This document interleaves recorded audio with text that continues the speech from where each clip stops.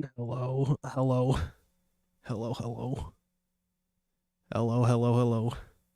I'm kind of sick. I am kind of sick. I think you could hear it a bit in the last stream. I had a bit of a sore throat, and now it's gotten to more of like a sore upper respiratory tract, kind of cold or something. Anyway, all right, Phase Jam, something, something. Oh, hi, Chica Chambot. Hello. Oh no, boy! Oh, my voice, man. Oh, my voice. Oh, man. Okay. I'm. Don't expect much of the stream. I'm going to probably be very low energy, while also trying to wrap my head around general Godot stuff that I haven't touched in a good couple of multiple weeks. Ah, feel better soon. Thank you. Thank you. So this might be low energy and me frustrating and me bashing my head against a wall. I'll be there in 30 minutes to feed you soup. Oh, thanks. Thanks. I'm glad you're able to dox me that easily.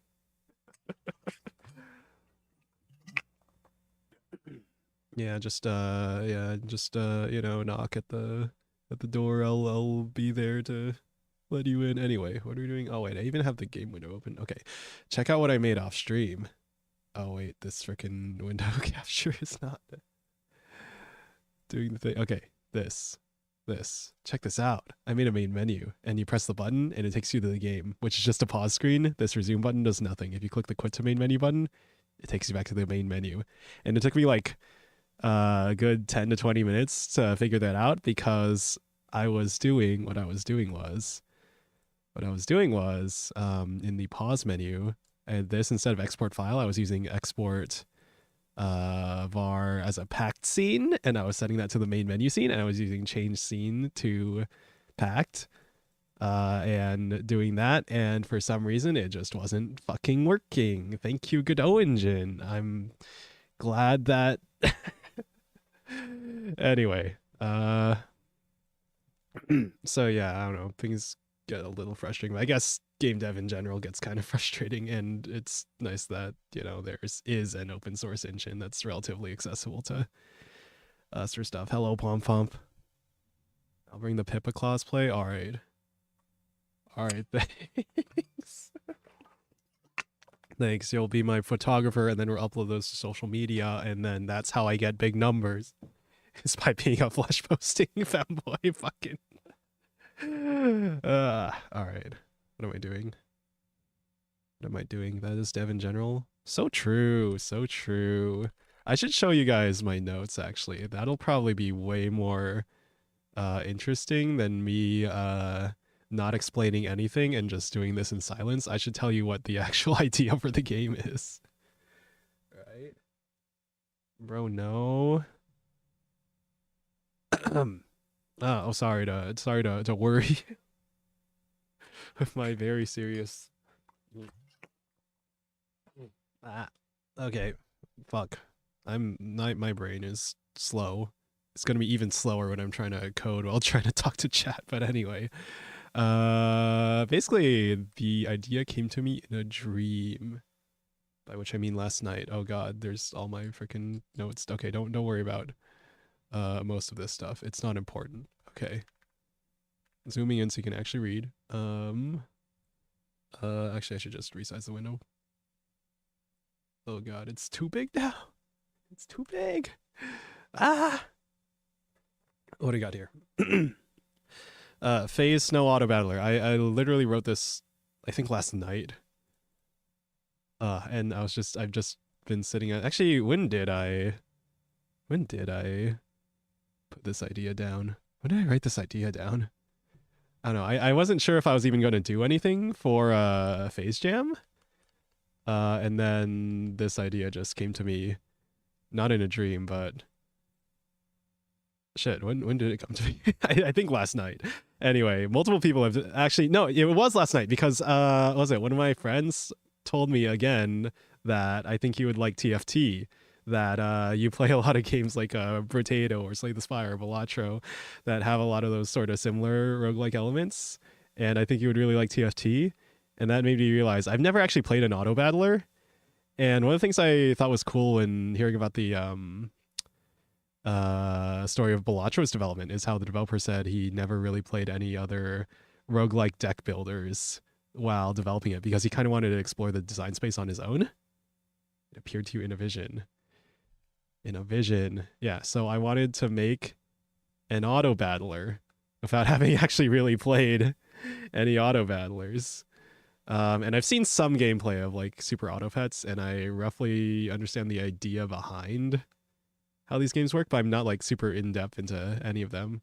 So I kind of wanted to explore it. And so a lot of these ideas are kind of just based on me watching Super Auto Pets and then my experience of like roguelike deck builders, actually, like Slay the Spire.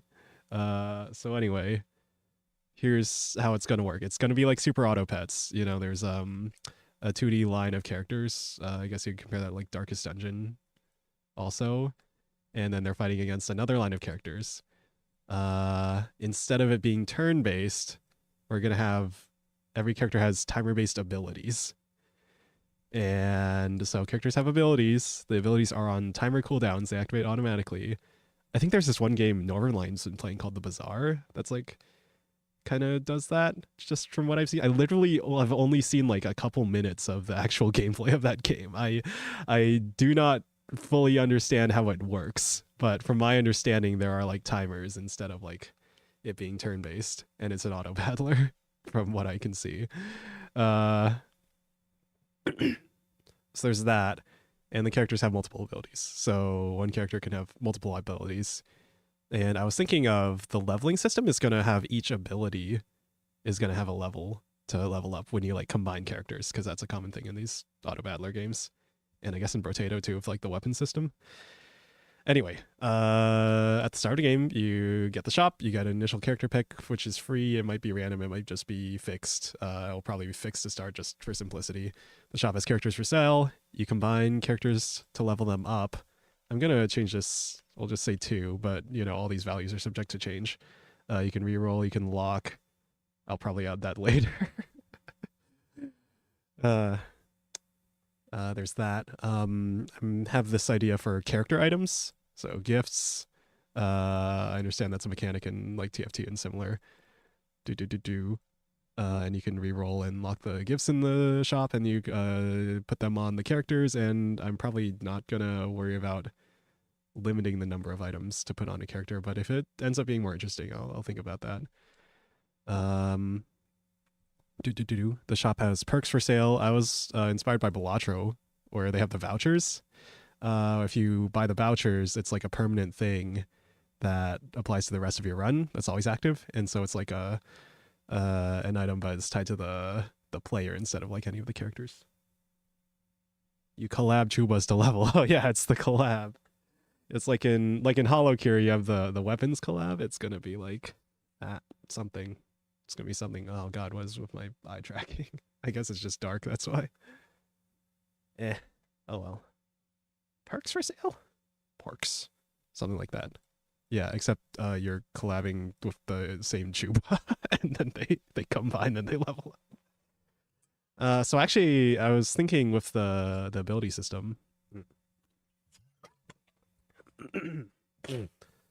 Right, and then the so like how in Slay the Spire you have the intense system where the enemies show what they're gonna do next turn. We'll show the enemies of the next combat, because this is gonna be a PvE game, at least at first. For a stretch goal, you know, a lot of these auto battlers are PvP games, so I'm thinking we'll do that eventually, but make it like a PvE game at first, because you know you need people to to do PvP, right? Okay, so we'll do that. Characters on both sides activate their abilities automatically. They fight each other. They have HP. They deal damage. They die. And then you finish the combat. You win. You lose. If you lose, you lose a life. It'll probably be a life system like Super Auto Pets. And then you get rewards. You get money. You get interest on your existing money, which I understand is do a big thing in like a TFT where you have to save up money, but not too much where you aren't able to survive the fights immediately ahead of you. So it's trading like short-term advantage versus long-term advantage. And that's similar to like in Balatro has a similar system where every $5 you have, you get $1 of interest after a round. Oh,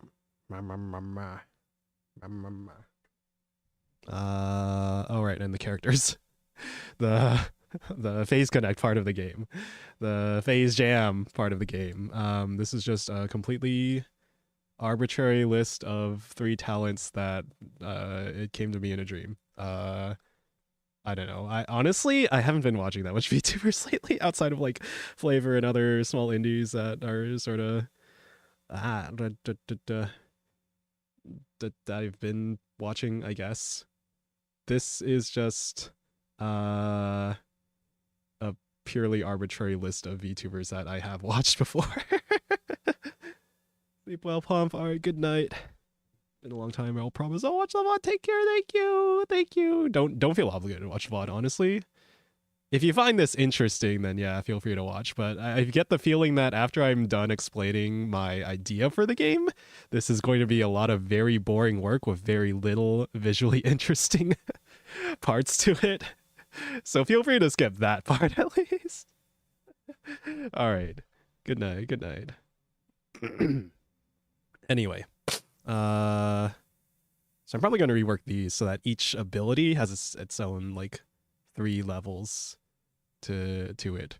Because at first I was like, the character has a level, and then you level up the character, it unlocks more abilities for them, and then they get like way stronger because they have more abilities that they're activating all of those abilities. But I'm probably going to rework it so you merge a character, you choose which ability to level up. They start with one ability, like Pippa starts with fists, I guess. I don't know why I go into fists. The mold spores is a bit more thematic. Pip shotgun from Rabbit Hopper. Is that? You're the interesting part. Ooh. I'm just here to hang while making a thumbnail and setting up. It's interesting though. Aw, thanks. Yeah. I'd be glad if people are like coming to the streams for me, my personality, because that's more of like the constant in the streams. When I'm doing a large range of different topics for streaming, like different games, I tend to jump around a lot, I feel. I don't know. I guess there's a few things I do somewhat regularly, but like I'm not like playing one game over and over again every single day like some other content creators. Not that that's a bad thing. Like, I enjoy that kind of content. Like, I watch Frost Prime and I watch Baylor Lord, like, almost exclusively for Slay the Spire. So I understand that, too. But I like doing a lot of different things, and I worry sometimes that, like, that is negatively impacting me in terms of, growth, as we talked about last stream with all that stuff about content creation, about growth, about wanting to do this long term and thinking about the future, I guess. That's all I come for. We've had good combos on a wide range of topics, so I've come to enjoy your company. Plus, I like supporting other flavors. Thank you. You being here matters a lot for me. Like, I'm not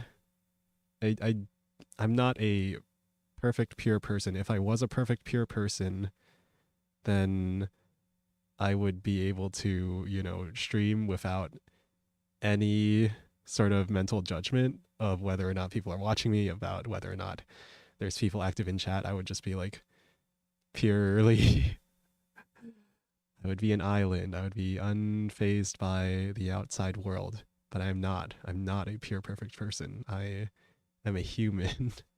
I'm a flawed human. I have an ego. And I worry about if people are like watching me or not watching me, or if my chat is like completely dead. Am I making bad content? Am I being a bad content creator? Stuff like that. But yeah, I don't know. I guess the fact that I'm aware of it means that maybe I can start taking steps to being less what's the word? Emotionally dependent on numbers and chat being active for my sanity, right? Neither am I. How blunt I am gives some people the ick. I think our differences make interpersonal connections more meaningful and flavorful. That's nice. Oh, should I find some background music? I'll put on after I finish going through my notes. Anyway, each character, I only came up with 2 weapons for PMA, but are abilities. So Pippa has 3 abilities. The fists. There's going to be a concept of range. So if you have like, I should bring up Paint actually. This is the perfect time to bring up MS Paint, the greatest painting app known to man. All right, I love having a billion different windows to freaking juggle. Okay, so we'll have like 4 character slots. Here's Pippa. Here's Jelly. Here's He-May. And here's the enemy team. I'll just say enemies. P. P. Anyway, the fists will have a range of 1, which means they'll only be able to hit this character. If Pippa was here, then she would not be able to hit that enemy there. 1. And then 2 if you have a weapon with Pierce. So I mentioned the shotgun here. Here, the shotgun, ranged with a Pierce of 2. Range I'm thinking of as like infinite range, and then Pierce 2 means it would hit like 1, 2, 3, all these enemies. So there's that. The mold spores. So like there's different types of damage. I have an ego too about having a life outside of content creation. I think it's okay to be proud of one's accomplishments, but it's important to remember that's always a bigger fish. That is true, yeah. I mentioned like Osu on last stream and how like you can see your number directly. You are not going to be number 1 in the world until you are literally number 1 in the world. And so there's always a bigger fish, right? But to me, what I care about is, in terms of like my goals for content creation, is I guess being able to support myself full time on it, so that I'm like able to spend more time doing it and not feeling like I'm completely wasting my time. But I guess there's different degrees to that, right? Like, I know you tweeted about like probably a ton of content creators are making less than minimum wage, which is probably true. And well, I'm not making much money off of this. I'm very grateful that there are people who are willing to give me anything for this at this point. But like I know that this isn't like something that is indefinitely sustainable until much later on in the game. Good goal, hard as hell. I wouldn't be able to do it, but I will admire if you can. Yeah. I know, I guess the way I'm thinking about it is there's this clip of Giga talking about content creation, and oh right, she was responding to the whole is streaming harder than a 9-to-5 job thing. And her take was that there's going to be bullshit in any job. You just get to choose which bullshit that you have to deal with. So in a way, I was talking to someone and they're saying like, you've worked a real job before. A lot of content creators that are in the space kind of haven't. And maybe like having had that experience of working an actual job will benefit you in being able to deal with like the bullshit of content creation. Like the bullshit of content creation might be more pleasant or less annoying to deal with than the bullshit of a regular 9-to-5. I hope that wasn't too negative. It just says one is in the red every month. It's mathematically unsustainable. True. Yeah. Okay. Right. Sustainability. That's something I worry about. And again, I'm very frugal. When I did have like a significant income, I was living well below my means, and I am continuing to try and live well below my means. So where were we? Where were we? I like dealing with the bullshit of systems at work changing rather than dealing with high school politics and interpersonal drama. I don't have the time to deal with drama. That's interesting. I did talk about last stream about how it seems like networking is an extremely effective way to grow as a content creator, regardless. And I guess in real life too, that applies a lot as well, right? And you probably are going to experience that kind of high school drama if you interact with, I don't know, the kinds of people who are into high school drama. But I wouldn't know. I haven't interacted with that many people in that much depth, I feel. And in a way, I'm still like a little hesitant to reach out to people, new people, which might be limiting me. I don't know. I guess it's something to work on. Neo! Hello, Internet Content Consumer, networking vital in all things. Yeah, like networking your PCs and putting together the Ethernet cable and the Wi-Fi. Anyway. The fist, the mold spores, the shotgun. I hope these jokes aren't like too old at this point. I just couldn't think of anything that's like thematically appropriate, references some kind of, you know, community joke. Again, I feel, I don't know, I haven't been watching VTubers as much compared to, or at least like Phase Connect as much, or Corpo VTubers as much as I have been like indies and smaller indies especially. Jeez. Hello. Rad Raid. Oh, fuck. Number. Oh no, how could this happen? How could me deciding to stream at the time when Raimi is about to end stream? How could this happen? Oh no. Thank you for the raid. Hello. Hello, hello. Hello. Hello, Traub. Hello, Clovo. Congrats on winning the marble race thing, Traub. Hello, Hero of Logic. Hello, Etoni. Hello, the Randman. Hello, Dark Knight Nomad. Hello, Randman. New model. Say hi to me. Hi. There. I said your name. All right. Thank you.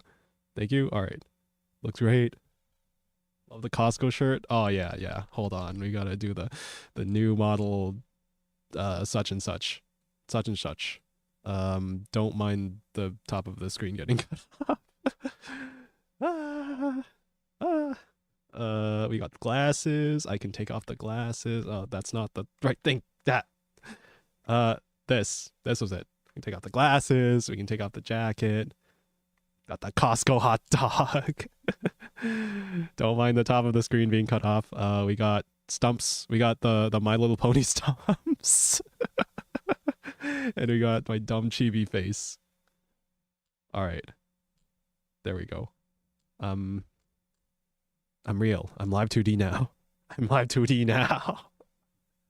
No longer an AI PNG. No longer a handmade V-Ride model made like... How long did I spend making that model actually? Maybe like a day of combined effort, like split over a couple days. But this, okay, we were watching Ravi stream, right? No feet. Hello, Simply Green Papaya. I remember raiding it in streams like 5 times in one night. Oh man. See, that's the fucked up part. I can't raid. I'm not monetized on YouTube. I'm not at the is it 500 subscribers now? Because the help article that talks about live redirects, like raids on YouTube, still says you need 1,000 subscribers to raid. And so if large creator raids into me and I have a significant number of people watching me after, I can't raid into anyone else. And that's fucked up. YouTube hates me. But not as much as Twitch hates me from the end of last stream where I was trying to make a poll. And you can't make a poll on Twitch. I can make a poll on YouTube, but I can't make a poll on Twitch. Unless you're affiliate, which I'm not even there. I've been dual streaming on Twitch for like a couple months now, but but I'm not even at affiliate yet. Like, people hop in my stream for a couple seconds. So I have no idea how the fuck you're supposed to grow on Twitch compared to YouTube, where I can actually come up with a title and a thumbnail and have that shown to people. Like, that actually gets shown to people. Like, I have I don't know how many impressions, but like 5 to 10k or more impressions, and then like a 2% click-through rate, so people are actually like seeing my stream and clicking on it. Unlike, I have no idea how the fuck you're supposed to stand out on Twitch when you're doing something like this. 500 subs and big watch time, or 1000 subs and smaller watch time. Okay. All right. Yeah. Thanks for letting me know. But also, yeah, fucking hell, YouTube. That's so... It's been a major pain point for me about streaming on YouTube for a very long time. Big number. Big number. You can make a straw poll. Oh, true. Yeah, just use an external site that is not integrated with the existing site. That makes it so much harder to see things. That's the other thing about monetization on these platforms. Like Twitch, you have bits, and YouTube, you have super chats, memberships, and stuff. Like, you can set up a donation link. You can use these external services, and as a streamer, you get a better cut. Like, even at, so yeah, Chica Champon, you donated $1.50 to me. I received $1.18 of that. Hello, Isla. Heyo. I received $1.18 of that after, was it like a flat fee of like almost 30 cents, 29 cents or something, and then a 2 point something percent, like the 3% fee. And that's, how much is that? That's still like an 80% cut to me. YouTube is 70-30. And Twitch at the lowest level of affiliate is 50-50, and then 70-30 at higher splits.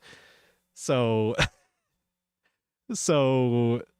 if you want more of your money, actually, I think in terms of avoiding fees, the optimal thing for me right now would be Throne. If I set up a cash gift on Throne, I believe that you get 100% of it. Somehow Throne is just covering whatever fees that the payment providers are putting on that. They do add an extra fee for crowdfunded gifts, because those are going to be in like multiple transactions. But I think they just cover the fee if you do a single cash gift. But anyway, I haven't set up any cash gifts on Throne right now, so I don't know. Nah. So yeah.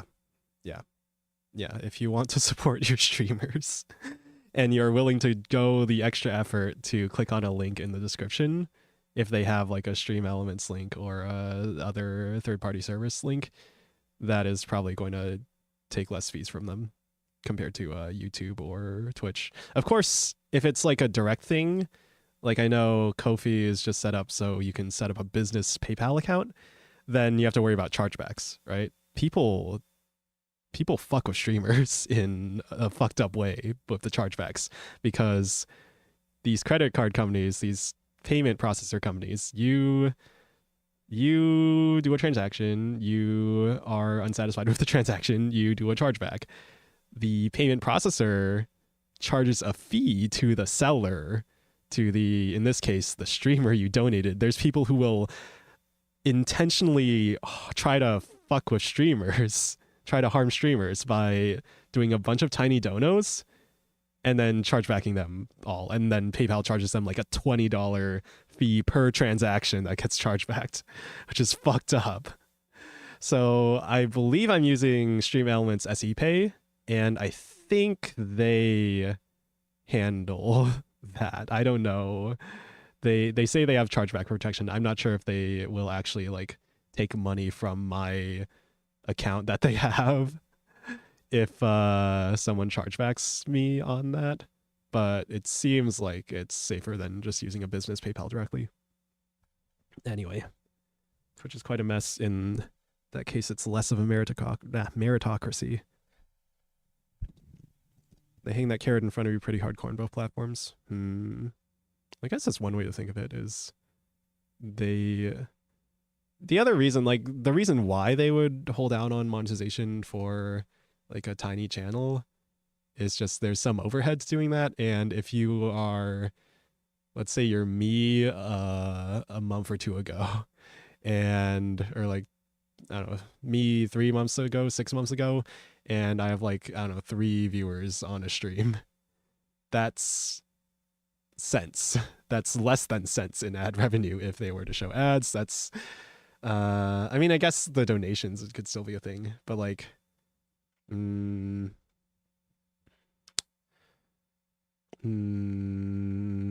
that point, like I can kind of understand where the platforms are coming from in terms of like not, you know, giving them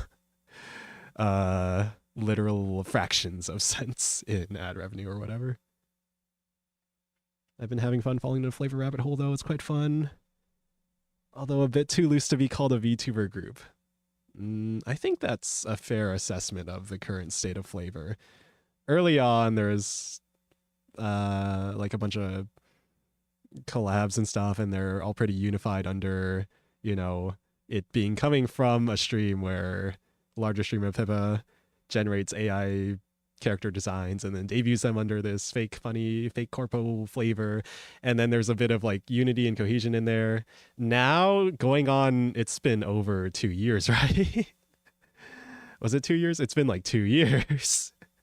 The meme is, I don't want to say dead because, you know, there's people like me and streaming under flavor and sort of is keeping it alive kind of, but it's not like there's still I don't know, a significant amount of attention. It's become much more of its own little thing in the corner in the niche that's not really I feel like it's not tied as much to Pippa anymore, but I know, I guess I'm not tied as much to Pippa anymore because I haven't been watching her streams that much, so maybe it goes both ways.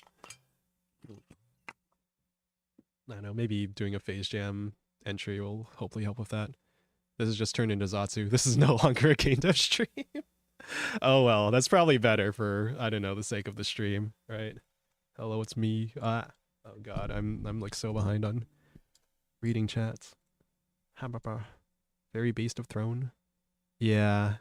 I guess that means they're making like enough from their deals with Amazon, from their crowdfunding fees, that they can, you know, they're okay with giving a bit back to creators in terms of not charging fees on like a single cash gift, although the intention is that like you buy something with that cash gift.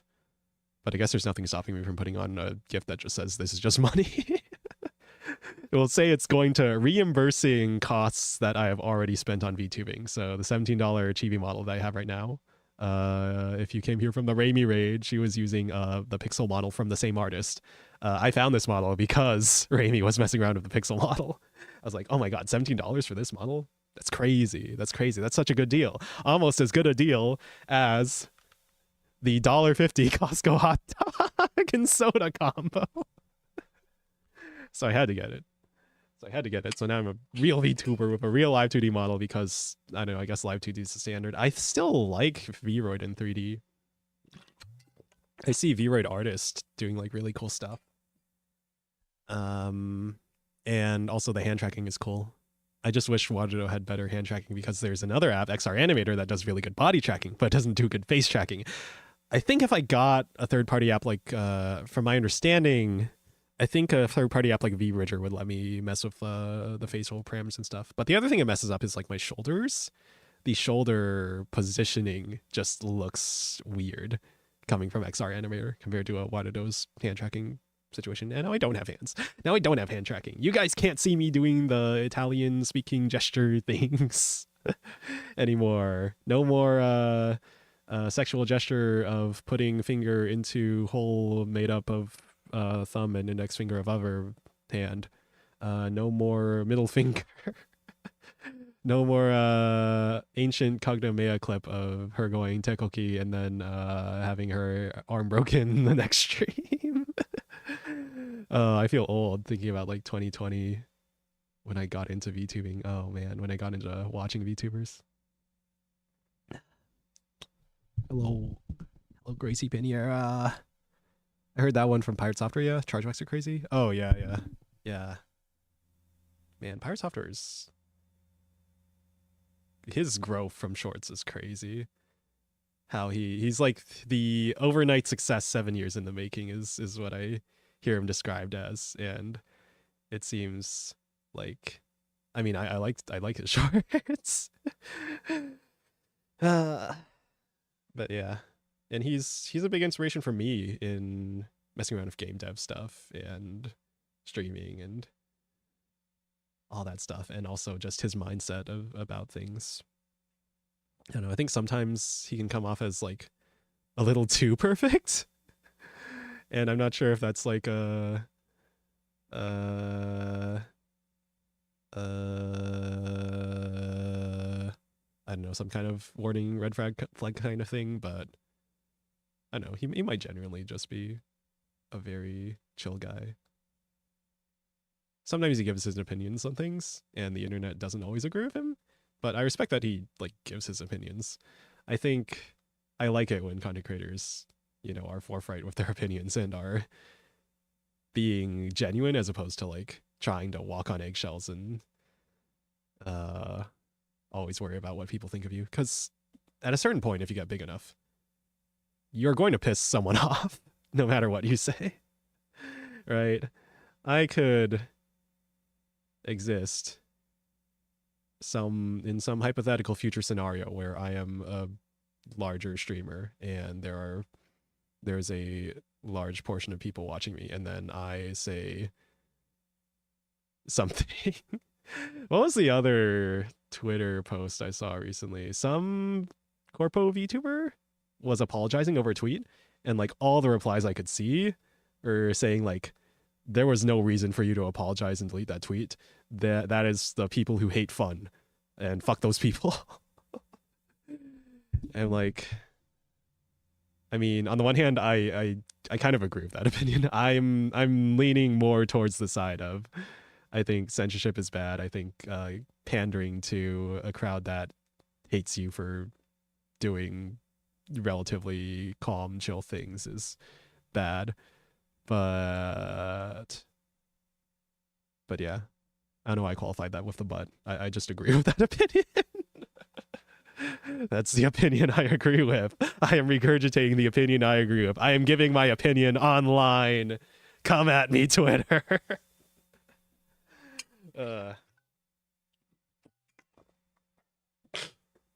Yeah. But yeah. Yeah, anything you say can and will be used against you in the court of public opinion, as they say. It's crazy how FlaVR survived 2 years in the first place. I'm so this chat was like 5 minutes ago and I'm reading it just now. That's my preferred way to tangent in Zatsu. I guess it's like you come from that scarcity mindset of never having people in your chat. You gotta savor every chat message and make them last. So I'm going to go through the chat messages 10 minutes after they've been posted one by one so that I respond to every single chat message, even if you've like stopped listening or completely forgot about the thing you were talking about. It's crazy how FlaVR survived 2 years in the first place. Quite an achievement considering some VTuber company and VTubers don't last that long. That's kind of like the magic of, and it's kind of like the magic of open source, right?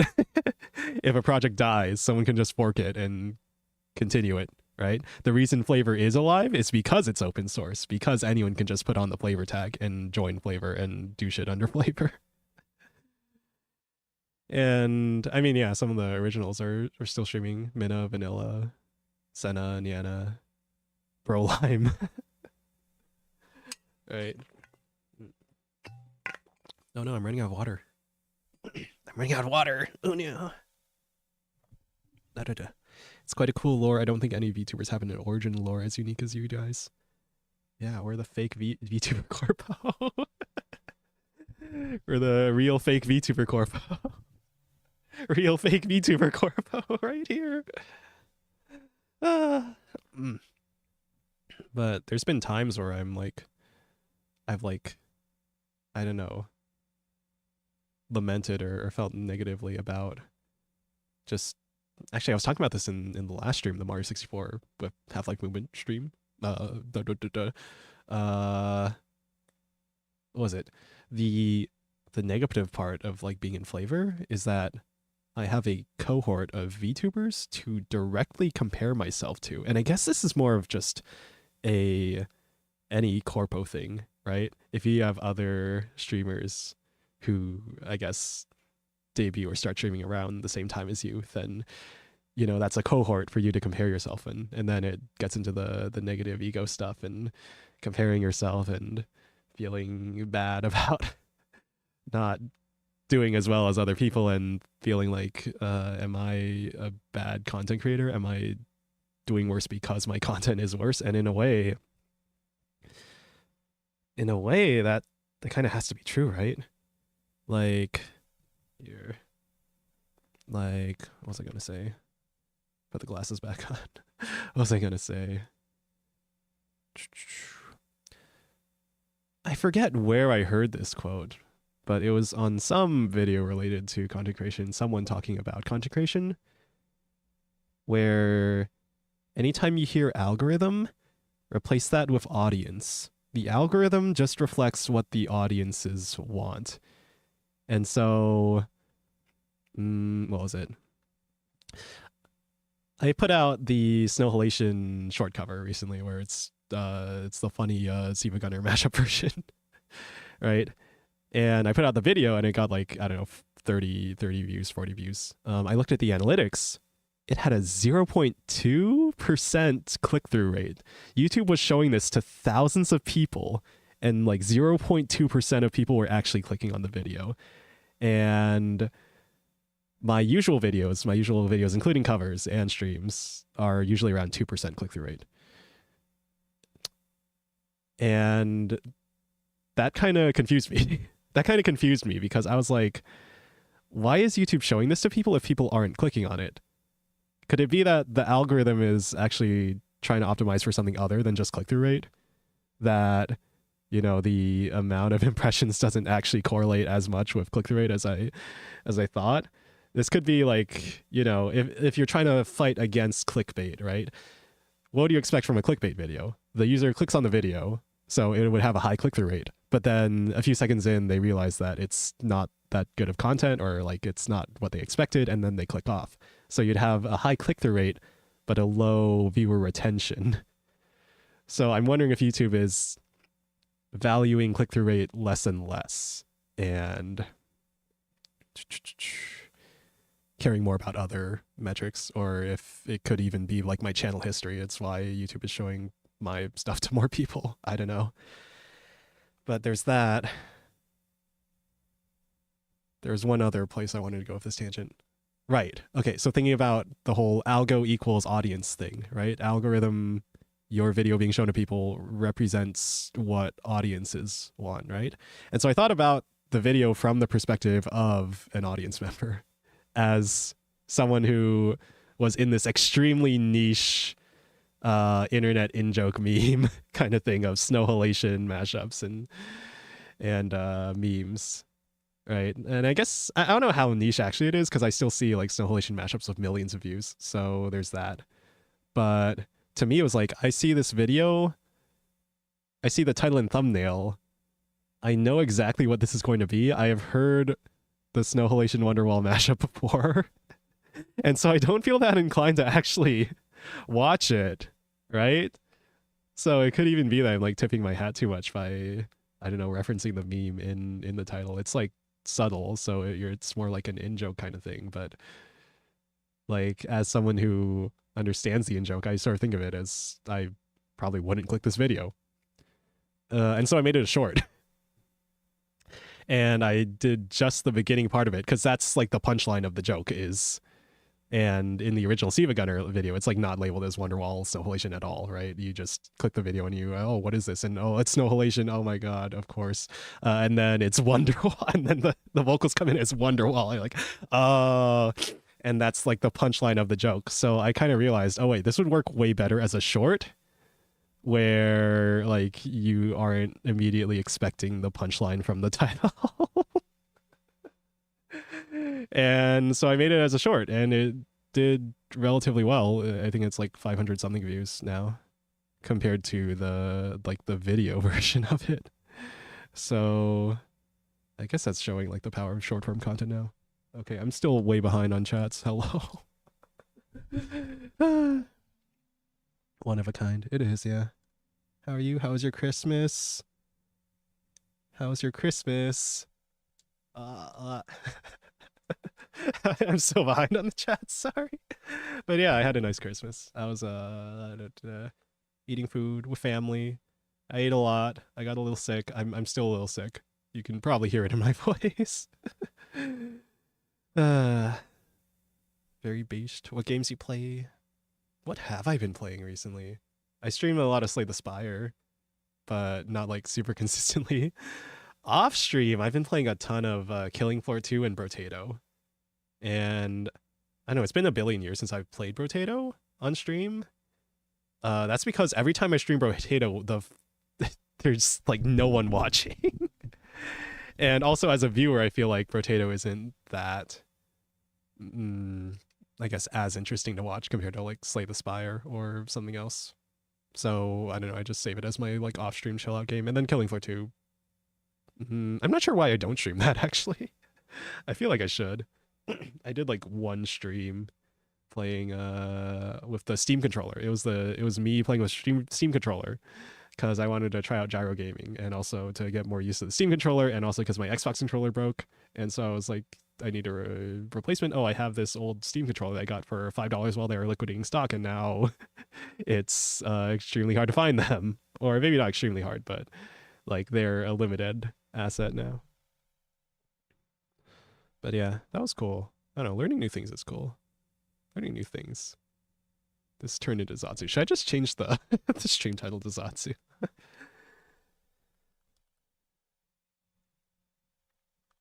Actually, mostly Zatsu. Sure. All right, something like that. But yeah.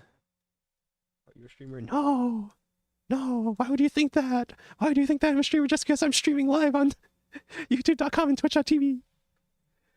I think someone called you an OG flavor and I felt myself turning to dust. Everyone has a different starting point.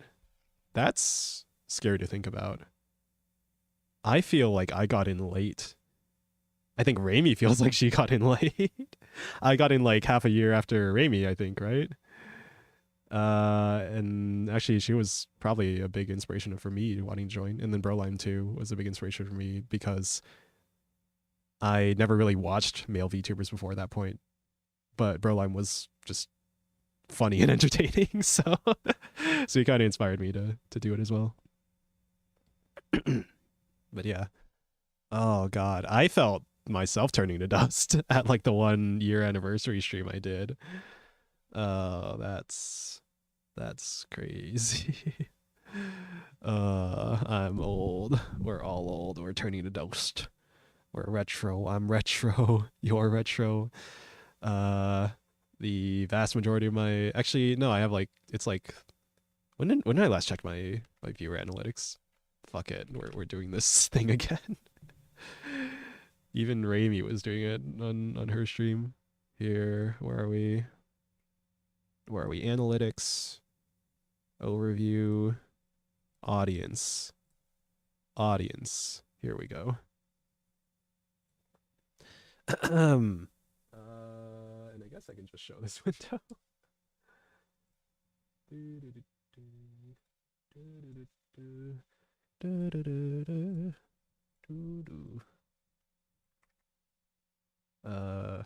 Here. Okay. Oh wait, Japan? Japan? Oh no, that's probably all from the Sheena Ringo short. Oh, hold on. Where? How do I filter content type live stream? Okay, here we go. Yeah. 46% US, 3.3% Canada, 2.3, wait, 2.9% Japan? I actually have Japanese live viewers? Where are they coming from? Or are they coming from like the some karaoke stream bots or something? That's crazy. I've like never seen Japan here before. They might have all come from that short, but that's good to hear. I did put Nihongo okay in the description for a while. And then Vietnam and Germany. Crazy. And then New York and then Toronto. Oh, New York didn't used to be here, did it? It was just Toronto, and now it's Toronto and New York. And that was like somewhere in Brazil. All right, age. 40% 18 to 24, 59.8% 25 to 34, and then no other demographics. So that means Raimi's audience was skewing more towards the older demographic, 25-34, compared to my audience, which is somehow hitting the 18 to 24 demographic relatively harder. But then the 25 to 34 are also watching more. They have a higher average view duration, which makes sense to me. Gender, 1.3% female on live streams. There was the one Steven Universe cover that was like 60% female viewers. That boosted my like overall female viewership. Yeah, 11.9% overall. Content type live stream 1.3% female. Thank you to my 1.3% of female viewers. I think that's up from last I checked because it used to be like it was like literally nothing for a very long time, and now it's like was it just hovering around this number? I think it's been around this number anyway.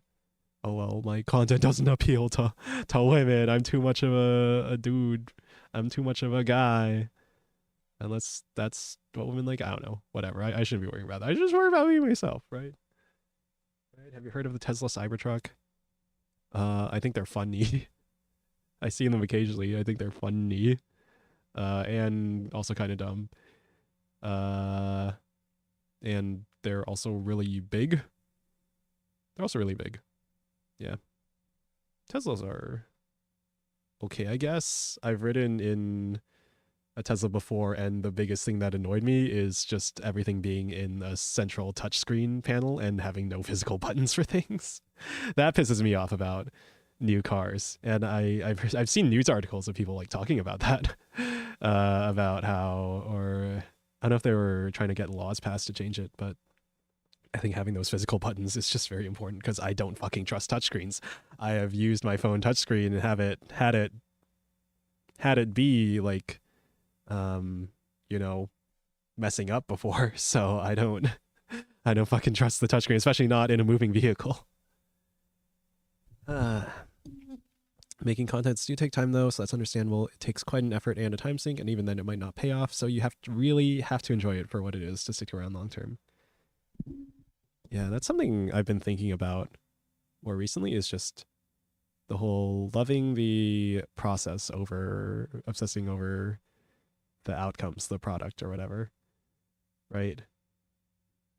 What was it? There was a Primogen coding YouTuber / Twitch streamer, who talked about how you have to love it, because if you don't love what you do, then you're not going to get good enough to reach a point where people are, you know, finding value in what you do, I guess.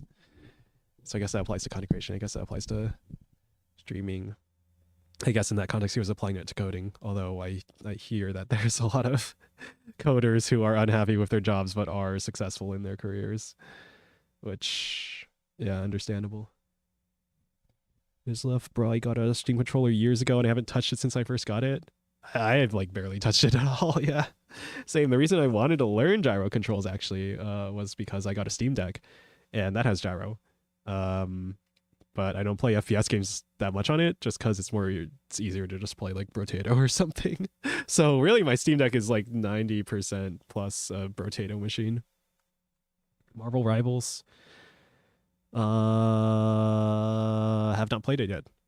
I played like a bit of Overwatch like way back in the day, like right when it first came out, for a little bit, like a couple seasons, maybe like 3 seasons or something. But I don't know, it looks cool. I think some of my friends are like getting into it, so I might try it out eventually. Prolime's pretty cool, not gonna lie. I can see the influence. That's good to hear. Is that good to hear? Is that good to hear? Well, I do like his content, so I guess that's good to hear. Yeah, the whole, I don't know, being genuine and just being yourself as a VTuber, I think, or just as a content creator, is pretty important, I think.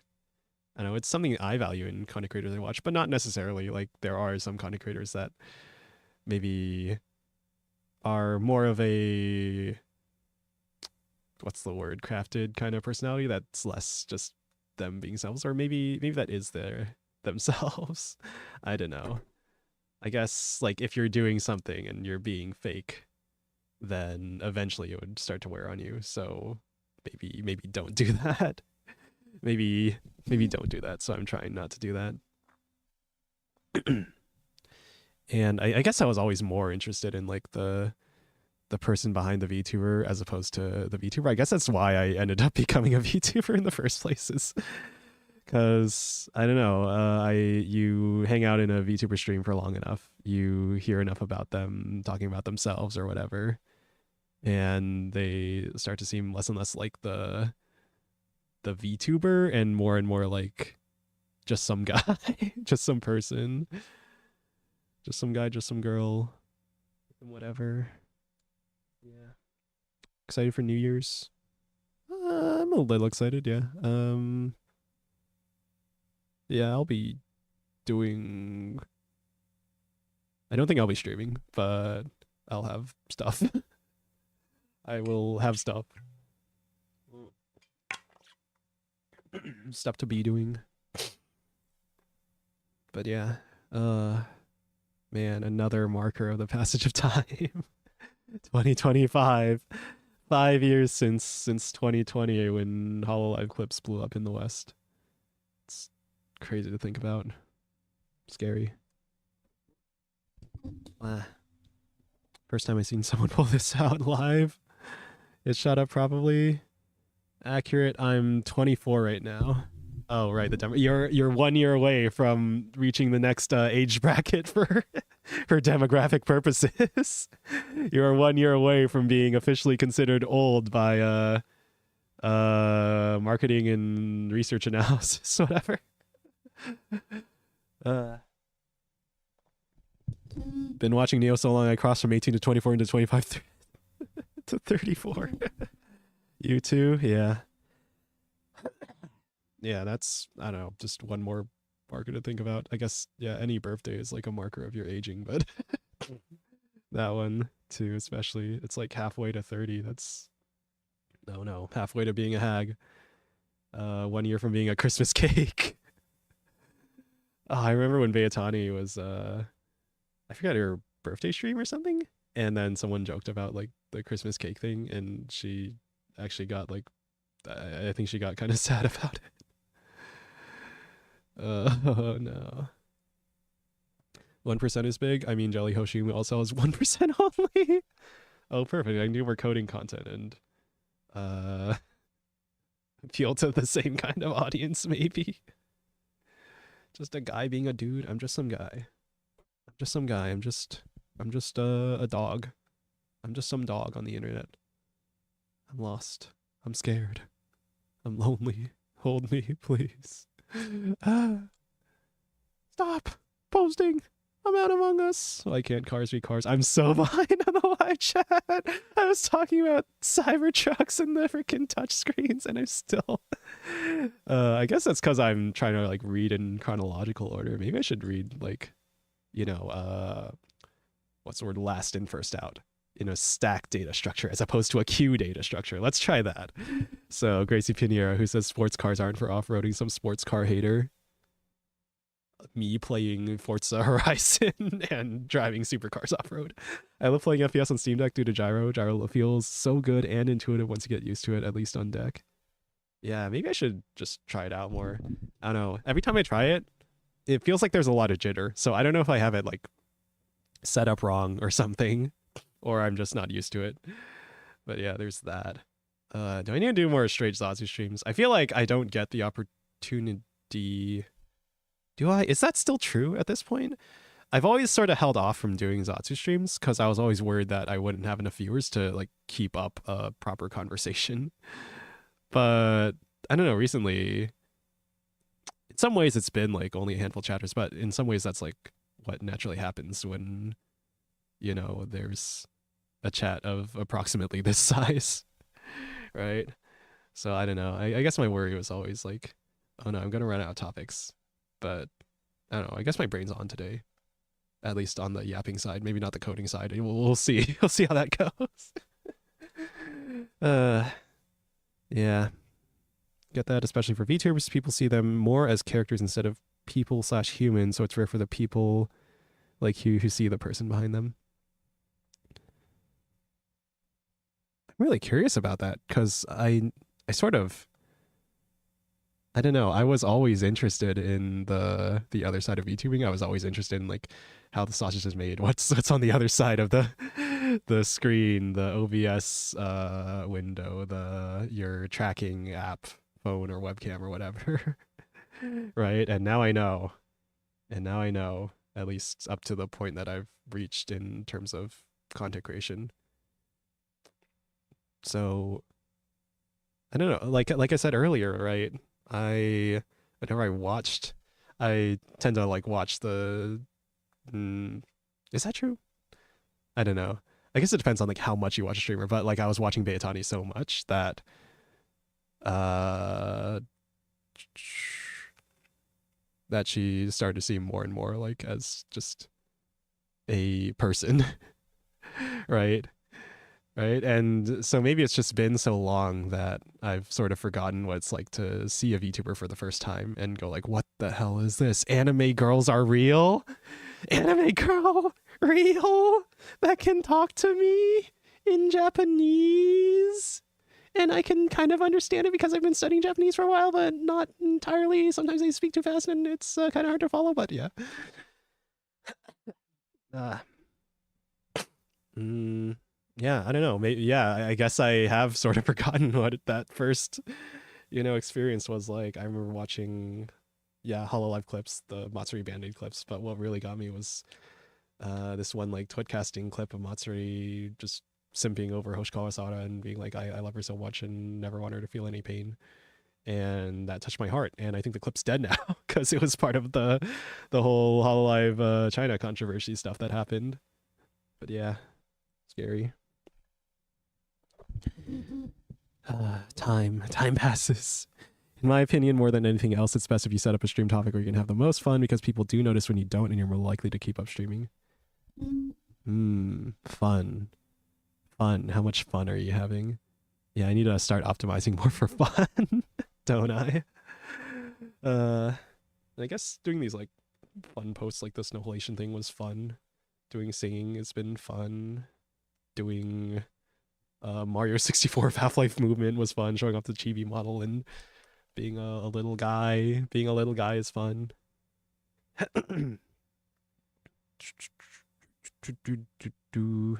Yeah, and just like doing anything that you're able to do for a long time and not get bored of.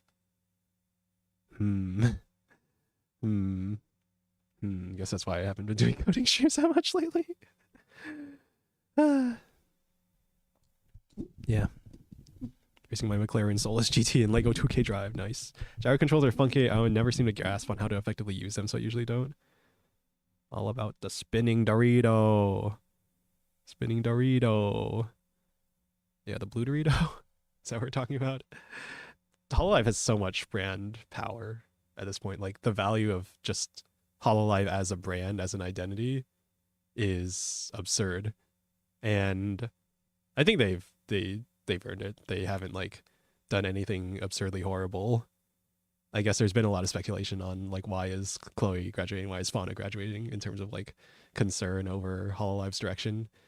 But there's still like a ton of power to that brand and it's generally well regarded in the scene. As opposed to a certain other number very large Japanese VTuber company that has had some major PR blunders in the West, especially.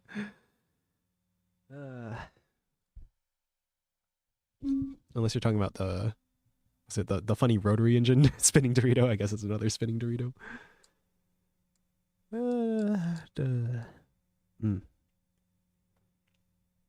Coding streams like these are fun to people like me as well, considering I just started learning to code. I'm learning data and analytics in Panda right now using Python, and stuff like these are interesting. Well, that's good to hear. Even though I haven't done any goddamn coding this stream. But Godot is fun engine when you're not dealing with the bullshit that I guess is inevitable when you're dealing with massive complicated software projects. Leaky abstractions, as they say. Man. I heard from someone that Hololive is the Disney of VTubing, and that makes so much sense. They're big, have a lot of capital, the market leader, but sometimes a bit too corpo. I think it's fair. Yeah, if there is one thing to criticize about Hololive, it's that they are very like safe and corpo. I mean, the talents can still like make jokes and stuff and be funny, right? If that's what they're going for, but they're not going to do things as edgy as like Phase Connect. And in that way, like Phase Connect sort of fills out a niche pretty well in terms of I guess corpo that is willing to do the slightly more edgy stuff. And in a way that's sort of like an it is what it is kind of thing. They wouldn't have as much like mass appeal if they were edgy, right? It wouldn't be Hololive if it were more edgy. Not that they aren't like sexual at times and raunchy at times, but you know, they're relatively like upholding that say so idle image. I was talking about the rotary engine. The spinning Dorito. The spinning Dorito. The one that man, when was the last time I was like talking about cars? Probably like the Forza Horizon stream with Chase Rabbit. And I think we talked about the spinning Dorito on that thing where like because I'd heard that the Mazda RX-7 like always breaks down.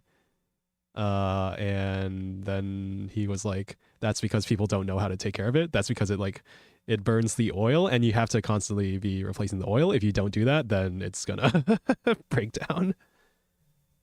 What the hell is reliability?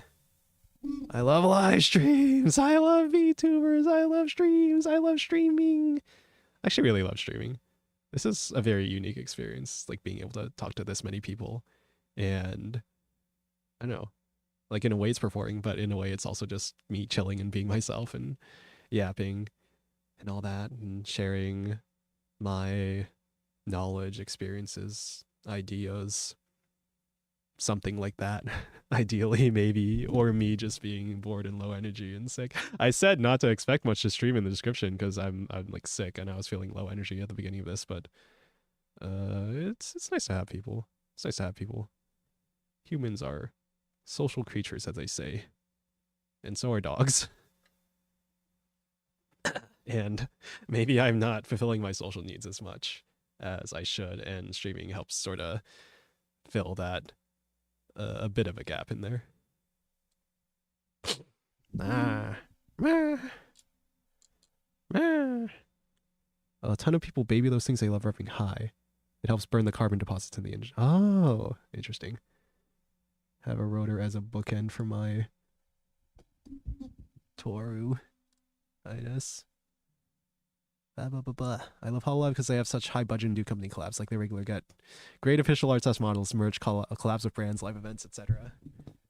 Yeah, and speaking of collabs recently, speaking of collabs, hold on. We have any Northern Line enjoyers in the chat? This. Hold on, is there? Yeah, there is audio capture. All right. This. Hold on. This happened. This literally happened. Hi, like, series today. fauna of Hololive Promise. It's me, Northern Lion, and you're awesome. This made my freaking day. We finally got the Northern Lion fauna collab. It's real. Real life. It is a real video that I had Rhea hunting down this very precious video. Oh my god, it's so amazing. No way. I can't believe What would you we rate? got this app. Put your score on the screen. I have to give this, this guy 0. That I'm was so not glad. A baby. 0 out of 10. 10 out of 10, baby. Ah, I love Northern Lion. I love Northern Lion. Your streamer's favorite streamer. My streamer's favorite streamer's favorite streamer. My streamer's favorite streamer's favorite streamers. I wonder how far you could go down with the thing. But yeah, car guys. I know there's a few like car VTubers, or like racing VTubers. I've done a bit of sim racing. I haven't touched the thing in a while though. Maybe I should get back into that. Maybe that would be fun. I feel like I bounce around hobbies a lot. Like, I'll do something for a bit and then get bored of it and stop touching it for a bit and then come back to it like a bit later. And I've heard that can be like an effective way to manage your passions, right? Your passion for your hobbies. There's an insane intersection between car guys and weebs. Some Japanese VTubers have done it, but it's rare on the Western side. Oh, right. There's that one sim racing VTuber, Japanese sim racing VTuber. Was it Minmo? Yeah, Minmo VTuber, not a no VTuber. She's live right now. She's playing Gran Turismo 7 here. This VTuber, Minmo. Minmo. If you can't read Japanese, that says Minmo. But she does like sim racing stuff, and I heard she was going to buy a drift car. Last I saw, she was uploading some videos about that. Dorisha Okao. What do you mean? Wait, did she actually buy it? Wait. All right, we're reacting. We're react streaming. I'm react streaming. This is so. Did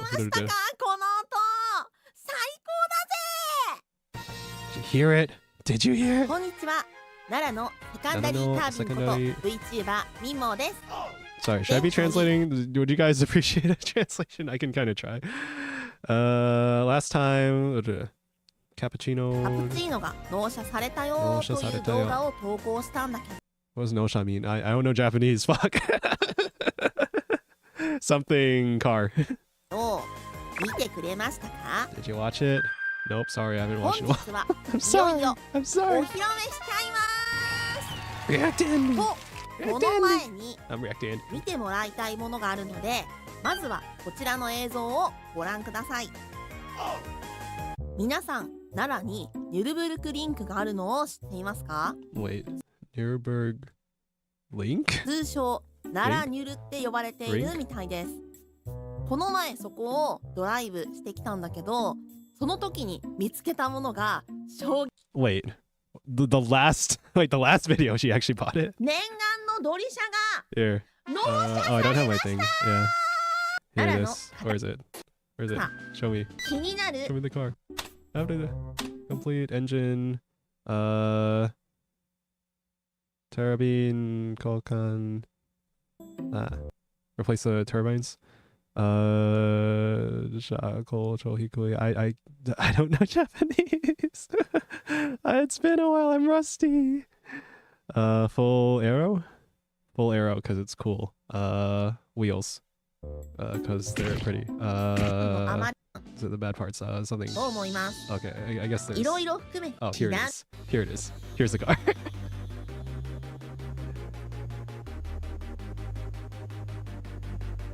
Gay cars, love them so much. I wish there were more in your country. Japanese have it good. Oh man. I feel weird because I'm like not like really a car guy in real life. But I like the idea of cars. I think they're cool. And in video games and stuff. And sim racing and stuff. Suzuki Cappuccino. Oh, that's the car. The Suzuki Cappuccino. Suzuki Cappuccino.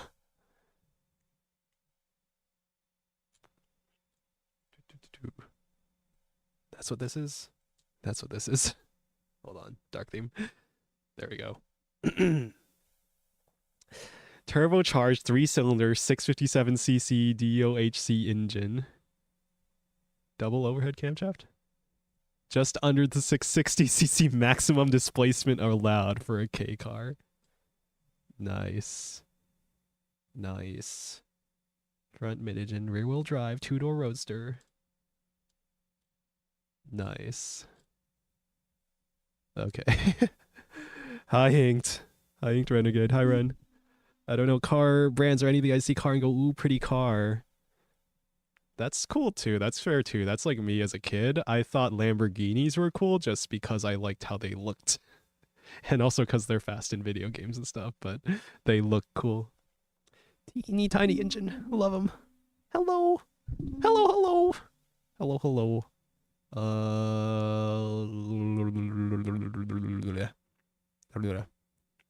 Congrats on the the debut. I'm not sure if I congratulated on you the debut on your live 2D model, the VTuber Maker model. the VTuber kit. Was it? Is that what it's called? VTuber kit? Yeah. Congrats. Congrats. What have you? Little underpowered, but they're fun. What else did I miss? Or React Andying, initial D, or initial D'ing. One day want to get a remote job, live in Japan, drive shitbox all day. The dream. Yeah, that sounds fun.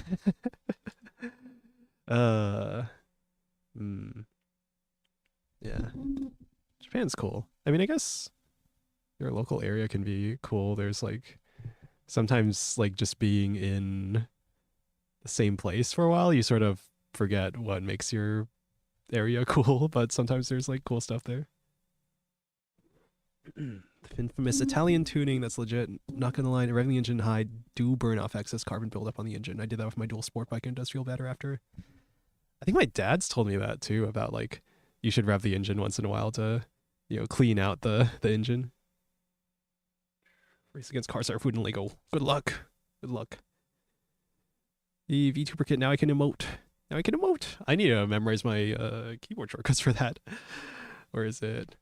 There's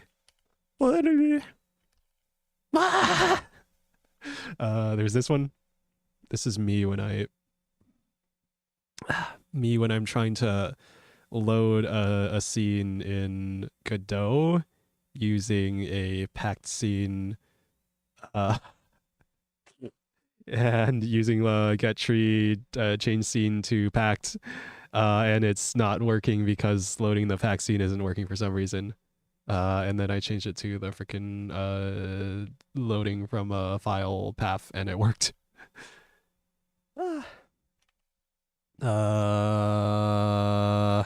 Me when I tell my pay pickies to pay their content tax. Me when fuck, I'm not creative anymore. Me when I see code that actually fucking works and doesn't take me a year to understand. This. I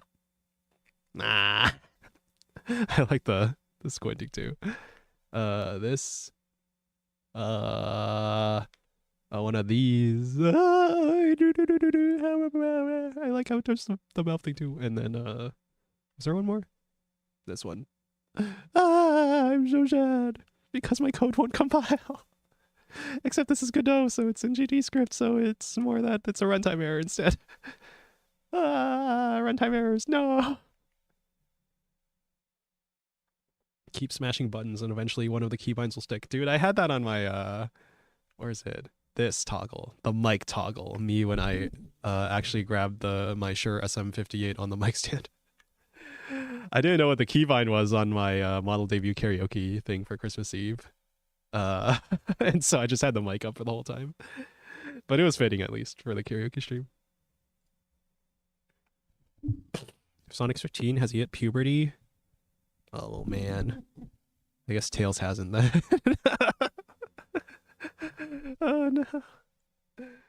He's fast hedgehog.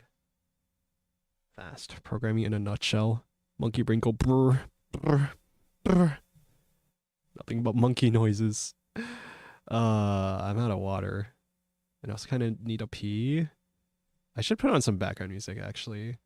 Actually, no. I can hold out for a bit. I was going to finish reading off my notes for what the game is going to be. Because this was a game dev stream originally. I was going to actually do some game development. Probably not much like visually interesting stuff. But... oh well. So yeah, I guess I'll finish doing that, and then I guess I can keep chatting too, though. Imagine when you test a code, it returns an error, and you see the press toggle. I should automate that. Wait, I'm literally I write code. I can automate that. Why wouldn't I just automate that with like AutoHotkey or something? This entails 8 years old. It's not just a backdrop. Yeah, it's not just this PNG. Oh my god, an editable text field. with Vim keys. Holy crap. Wow, that's crazy.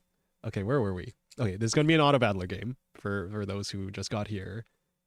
I've never actually played or got really into an Autobattler game. I've just seen gameplay of things like Super Auto Pets and of other things like my friends keep trying to ask me to play TFT. And so a bunch of people are like, hey, you play games like Brotato, Slay the Spire, Balatro, roguelike games with these random elements. You would probably like an Autobattler like Team TFT. And I'm like, okay. And then I never played TFT. And I'm like, you know what would be cool is if I tried to make an Autobattler myself without actually having played much Autobattlers. Maybe that would give me like a more unique perspective, like how the Balatro developer made his game and not really playing any other roguelike deck builders. I know he said he was more inspired by like Luck Be a Landlord. Actually, he was like watching Northernline play Luck Be a Landlord. And so I watched Northernline play Super Autopets, so maybe I can take some inspiration from that. Oh wait, I read code. I can just automate that. Wait, I can draw. I can just make that. So true, so true. As long as it's feasible, right? And doable.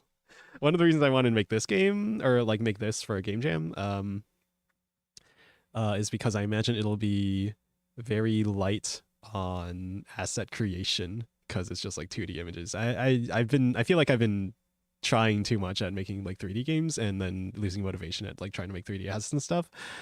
So I kind of wanted to like scale it down, put it in a small scope, and something that I can do within a week because the game jam actually started like a week ago, I think. So there's actually been a lot of time for people to work on their stuff. But I think the deadline's in like 9 days. So it's more going to be like 1 week of work for me. Anyway, it's an Autobattler. It's Phase Connect because this is Phase Jam. This is the unofficial Phase Jam. Where's it? Here. I'll show you the window and all. All right. Oops, sorry, I doxed my time zone again, technically. Don't worry about my time zone. Anyway, we've got theme for the jam. It's the snowman emoji. It's the snowman emoji. It's the snowman emoji. So it's going to be an Autobattler and you're going to fight snowman versions of the characters. You know, most Autobattlers are like PvP.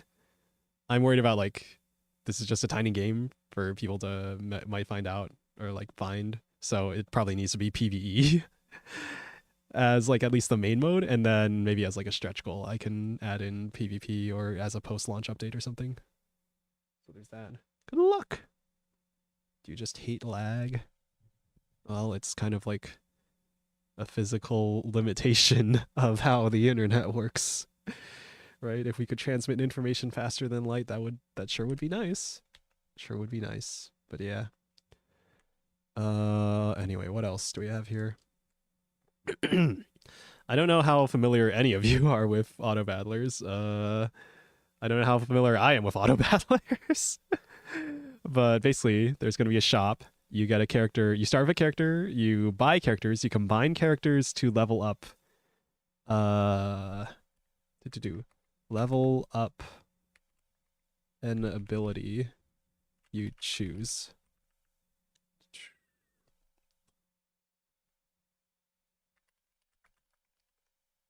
Yeah. So combine two characters to two of the same character, you level up an ability you choose, and the characters have like 2 to 3 abilities each they can choose from. The shop has gifts. Those are items that go on the characters and then give them special buffs. And then perks. Honestly, it might be simpler if I just limit it to like 1 item per character, so like 1 gift per character. I'll do that if it's easier to code in and get the UI and everything. It's RuneScape and Autobattler. Teehee. Teehee. Oh man, I remember. I have like ancient memories of playing RuneScape in like my school computer lab. And just farming like wood cutting and selling logs at the market because I don't know, that was the thing my character could do. I never had like premium or anything, never really adventured out that much. And then perks are going to be like global benefits for the player.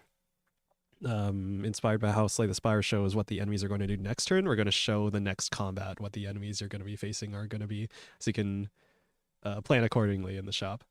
When you're done in the shop, the characters will fight each other. They activate their abilities automatically. Those abilities are on timer cooldowns. It's not turn-based. It's going to be like timer-based. And then at the end, you get some rewards. So money to spend in the shop, probably. And then the characters. This is Phase Jam, of course. We have Phase Connect, Talents. We have Pipkin Pippa, Hoshimi Jelly, Himemi Oda. Arbitrarily chosen out of VTubers I have watched before. And actually was taking some inspiration from Slay the Spire, because I'm very Slay the Spire brain rotted. I spend a ton of time watching other streamers play Slay the Spire. I play Slay the Spire on stream every now and then. So some of the elements, like there's going to be like a physical attack form of attack. There's going to be a toxic form of attack. So we have this like toxic debuff. That's going to be the other way of dealing damage. So we'll have physical attacks, we'll have toxic attacks, and then we'll have tech. That's just going to be an alternate form of like scaling, and more like utility focused. So Jelly is going to have an ability called Hacker Man, and that is going to give buffs to the team, and that scales with the tech stat. So there's going to be like a tech stat that can scale that up in like items or otherwise. Taser that stuns enemies and is low damage. And then smoking, of course, because as we all know, Jelly loves to smoke.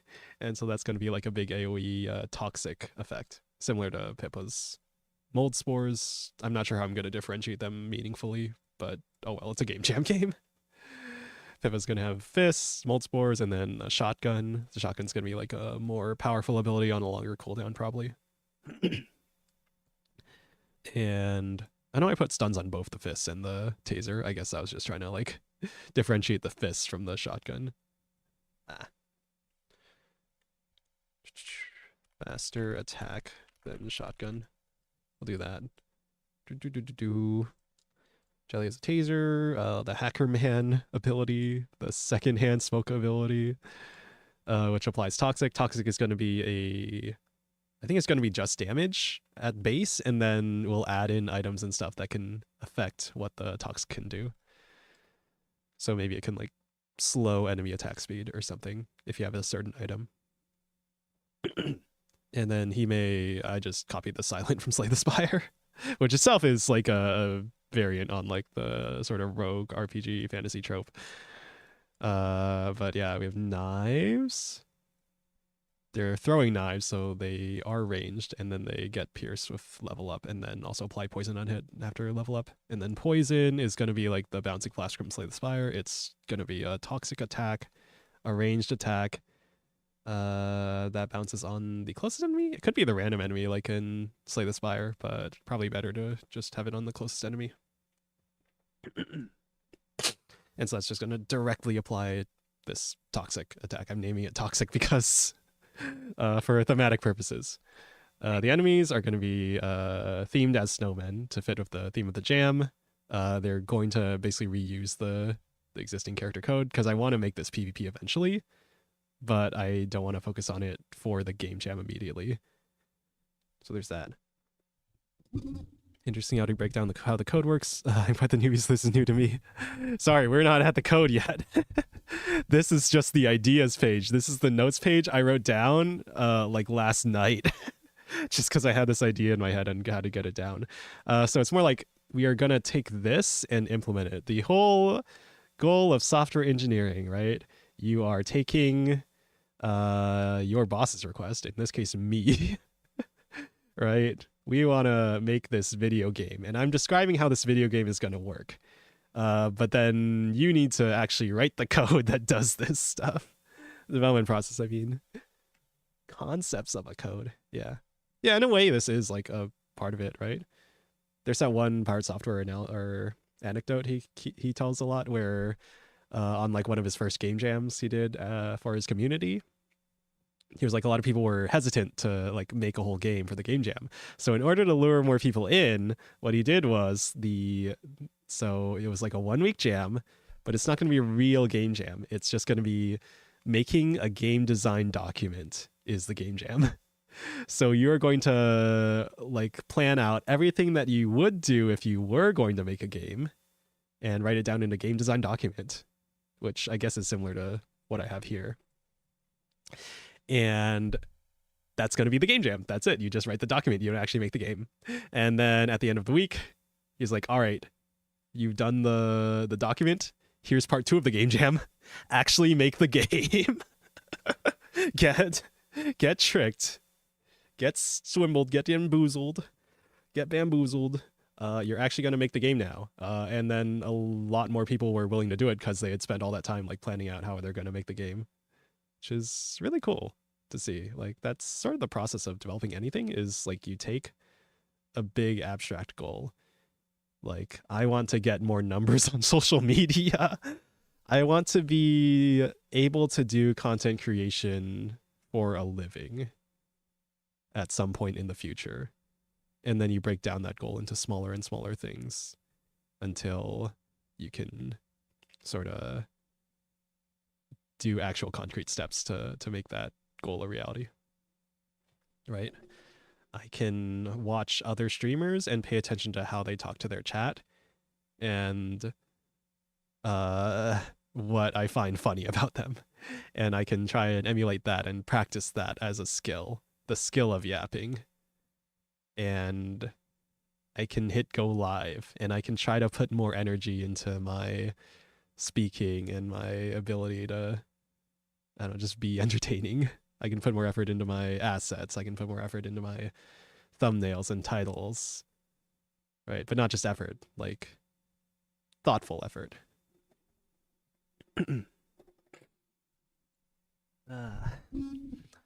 Still use the Unga Bunga method to make code works. Try and errors, mostly in errors. That's pretty natural, right? That's a big part of the learning process, and also like a big part of just development in general. If you're touching new things that you haven't like spent a decade with, understanding every single little intricacy and little weird thing about the language or the library or the frameworks that you're working with, you know? I love chaotic games. Yeah, I'm hoping there's just like enough moving parts that there will be something interesting in there from like a strategic point of view, right? I play a lot of those roguelikes, like Slay the Spire, and I'm amazed at how well balanced it is. And I realize that at this point, these are just ideas. And so the actual balancing is probably going to be a very tricky part that will require a lot of back and forth with actual play testing. So I'm hoping that if I spend a lot of time working on this week, if we can manage to get into time for the game jam, that I can like get the foundations done relatively quickly so that I have a lot of time to fine tune and tweak things, and especially get feedback from having other people play. That makes sense, kind of how coding works, breaking down big stuff into smaller stuff. Yeah, that's like the process of software development, right? You're basically making functions, methods, and objects, but in terms of streaming skills. Yeah, I like to think that a lot of skills are very transferable. That learning something in one domain doesn't mean that it's completely useless outside of that domain, that you can take what you've learned from doing something like that, from maybe learning coding or learning stuff like that, and apply it somewhere else, and apply it to other parts of your life, right? Art and music, taking your understanding of what good music is and applying that to my singing, for example, right? Something like that. Transferable skills. Yeah. So we got enemies. There'll be like 10 waves of normal enemies and then a boss enemy. We'll put that as a stretch goal, honestly. Because wait, what did I press? What did I press? Oh, shift. Oh, I'm literally typing and it's doing my model toggles. That's why. This guy's too big brain to be a streamer, not gonna lie. I don't mean that's an insult.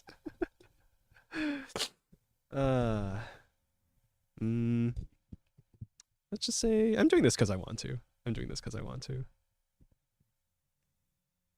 Usually streamers such VTubers are way more smooth brained. I think there's a spectrum. I think there's other kinds of stream, like a lot of streamers I watch like speaking on, I guess, things that are more technical or more have require in-depth knowledge or like are based on in-depth knowledge, and I think that's cool.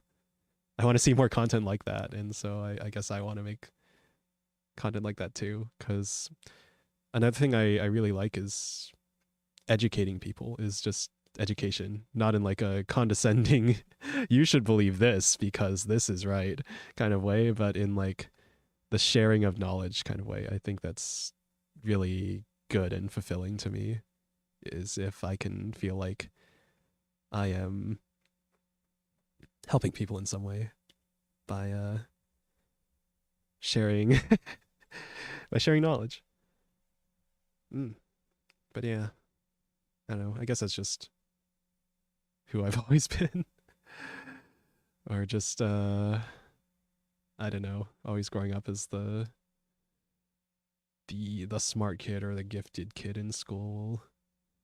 Do some fucked up things to your ego, but might help you in some ways. Damage and ability scaling types. So again, taking some inspiration from like Slay the Spire, you have like strength that attacks your like attack damage. In this case, it'll be physical attacks. And then you'll have toxic, which is going to be analogous to poison in Slay the Spire. And that's going to trigger on enemy action since we're not like turn-based here. You do give up gifted burnout kid vibes in a good way. So true. So true. I feel like a lot of my friends too, and people I know, and even my brother are probably in a similar boat in terms of the burnt out gifted kid. There was a stream that Dr. K did talking about that whole burnt out gifted kid thing. I think multiple streams actually. You have any consoles? 6 consoles, 6 Xboxes. I don't remember how the XQC speech goes, but I had, so growing up, I had an N64, and then I got a GameCube. I still fondly remember that Christmas when me and my brother, we got the GameCube from family. We were like so happy to get it. So we had an X6. I can't speak. We had an N64. We had a GameCube. We had we got a PS3, and from there we had a Wii. We had a Wii also. It was Wii then PS3, and from there I moved on to PC gaming, and so did my brother, and so I've been a PC gamer ever since, basically. Anyway, so we got the physical attacks, we got the toxic attacks, we've got tech, so it's just gonna be a third like stat that can scale specifically for, I guess, Jelly's buff abilities. Maybe I'll like add something to I don't know. We can give Hime a third weapon, like a phone. A phone? I don't know. Calls in an airstrike or something. IDK. But this is tech. Just so we have another attack that scales with tech. Anyway, I guess analogous to magic. It's like that TV tropes thing where like any sufficiently advanced tech is indistinguishable from magic. I feel like in a lot of settings, technology is just sort of stand-in for magic, or like what would be magic in a sci-fi setting or like in a fantasy setting. SNES, N64, PS2, 360, PC for me. Nice. Yeah, my friends had, or one of my friends had an Xbox. And I think we're playing consoles through like the PS4. But yeah, I guess I got onto PC. I was actually super young when I started playing like PC games. My parents started me like really early on. They had like an old laptop, and I was playing like Sonic R on that. Sonic R and the Sonic. There's that Sonic 3 and Knuckles PC version the MIDI tracks that were slightly changed from the original tracks. I had that, and then the game would like run at super speed if you played it on a modern PC, and didn't do it in full screen mode with the frame rate cap. But yeah, we got that. We got other stats. Physical armor to block against physical attacks, hazmat armor to block against toxic attacks somewhat, or like reduce the damage from toxic effects maybe. And then vulnerable, I just literally took that from Slay the Spire. In the ideas list, armor penetration,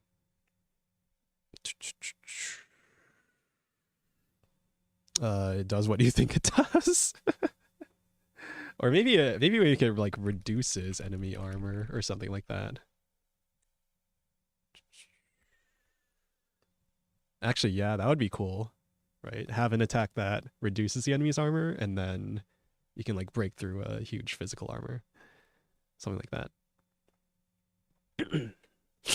And then armor reduces damage to a minimum of 1. We don't want to like soft lock the game. Hopefully. For real. Any advanced enough tech is indistinguishable from Magic, the point of view of programmers before I started programming and after are night and day. That is cool to think about, right? The whole I feel like there's a lot of, I guess, mysticism for the command line for like non-technical, non-programmer people. They're like, ooh, what is this command prompt? Even though that was like the traditional way that you interfaced with a computer way back in the day before Windows, right? And I mean, as like a kid, like that was kind of what it is for me too, right? Like every other thing on Windows, every other, window, you interface with it with like clicking these buttons, typing in these fields, right? Visiting web pages, right? It's so much different from the terminal where it's just keyboard, but it's also very nice that you can do it with just the keyboard. Now it feels like work instead of the voodoo magic Hollywood makes it out to be. Oh no, we've lost the magic here. Where's that website, Hacker Typer? Watch me hack. Oh yeah, look at me go. Look at me going. We're coding. I'm hacking. What does this see? I'm coding.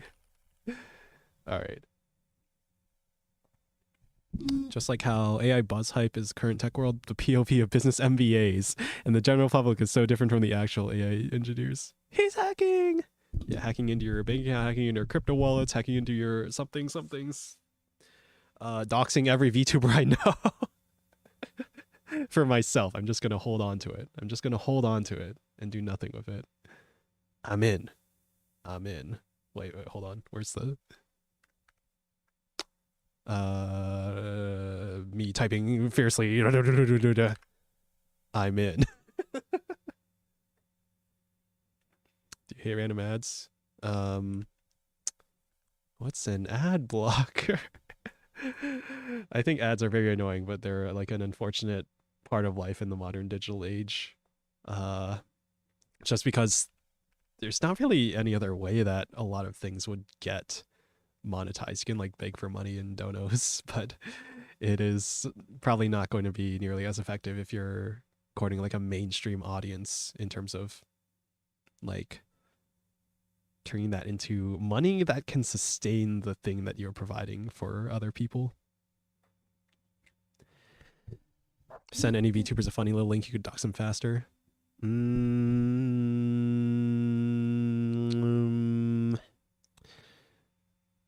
How accurate is IP geolocation? It's like to the nearest city or so, right? I guess it depends on like where they live. I know some VTubers live in like smaller towns and stuff, and so they'd probably be like more identifiable based on an IP geolocation thing versus VTubers that live in a large city.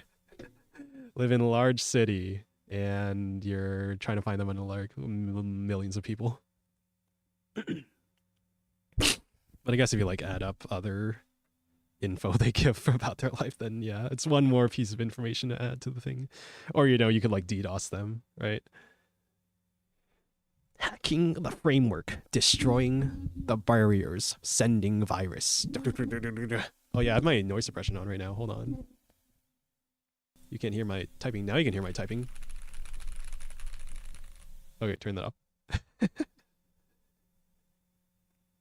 GeoGuessr guys can pinpoint even more just by the pics they share on Twitter. Yeah, that's scary. That's scary. That makes me worried about like literally any IRL photos that I might potentially share online. But also, I think it's really cool. I think it's really cool. I really like Rainbolt and his content and all that. That's terrifying. Well, some people just like share that information. There's that Shondo clip of like Fallen Shadow talking about, I love how normies just give out so much information online and you can just find their home address. And yeah, it's really funny. But also scary. Also scary. Maybe one day I want to learn that. It's mostly actually, what is it mostly? Like there's a lot of knowledge-based things, like trash cans or something, or telephone poles are unique to your area or location or whatever. You look at the copyright information on the Google Maps data. That's less applicable to finding something from a photo, I guess. Or yeah. But like the overall field of like open source intelligence is something I find really interesting. And I like Rainbolt's like more educational kind of videos where he like breaks down his process on how he does this. So anyway, speaking of breaking down things, armor penetration, and I'll probably come up with some other stuff and we'll see how it goes. We can tweak things. Got player stats. I'll probably add extra lives as some sort of bonus somewhere. We have the interest cap. The interest thing I mentioned earlier is going to work like probably similar to Balatro. That's what I'm thinking. There's that. And then items. There's just some random item ideas. So character items. Item that makes toxic reduce enemy attack speed. Item that adds armor penetration. Item that increases range or pierce of weapons. I'm not sure how relevant that's going to be. I guess it'll depend on like the weapon you apply it to. Bonus physical damage, toxic damage, tech damage. So if we do like strength, like Slay the Spire, then it'll just be like that. HP buffs, right? I haven't even thought about like character HP at this point. Buff character in front. Oh, so like an item that gives a bonus to characters that aren't the character holding the item. Yeah, do that. Stat scaling items. That sounds interesting. I'll probably do something like that. And I had this random idea I wrote down. Say so idle. Item can no longer gain or inflict toxic. So it makes your character immune to toxic, because presumably some of the enemies will also be using these toxic debuff things. And then these are just economy related items. I probably need like ideas. Strength to all conditional buffs. I don't know. Anyway, I gotta get a water break. Hold on. Let's find some background music actually.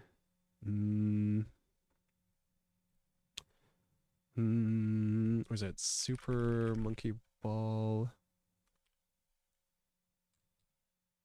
All chill music from Super Monkey Ball 1 and 2. I think I've used this before on like some coding streams. Ah, that's loud. That's loud. Hold on. Audio capture. Let's do this. Is it capturing? Oh, probably not, because it's like the window has an audio capture on it. Okay, it's this one. Capture audio off. There we go. And we'll make that relatively quiet. How's that? That's actually like probably way too quiet. Okay. And then I'll put on something. Very sensory. Gotta go with the dancing fruit. I still get pretty doubtful about starting game dev myself just because what is fun is so hard to capture. I most likely have to do a whole learning process on that topic. There's a lot of books, actually. I took a course in college on game design. And so that was like my introduction to the whole thing. But I'd been watching like game design analysis kind of videos on YouTube for a while, like Game Maker's Toolkit and other channels like that. So I like kind of had some idea of things that people find fun, but you also got to like learn a lot of it on your own through experience, I feel. But yeah, there's books and stuff. It's a really interesting subject because it's very unique. Just like how Nintendo was so good at capturing the fun aspect. Yeah. Or like the Valve developer commentary is another example that I think of a lot that really inspired me in like game development stuff. Anyway. There we go. There we go. There we go. Here's your dancing fruit. Good at racing games. Nice. I haven't played Forza or other racing games in a while. Anyway. BRB, enjoy the Super Monkey Ball music and the dancing fruit. I'm gonna get some water and also take a piss. BRB.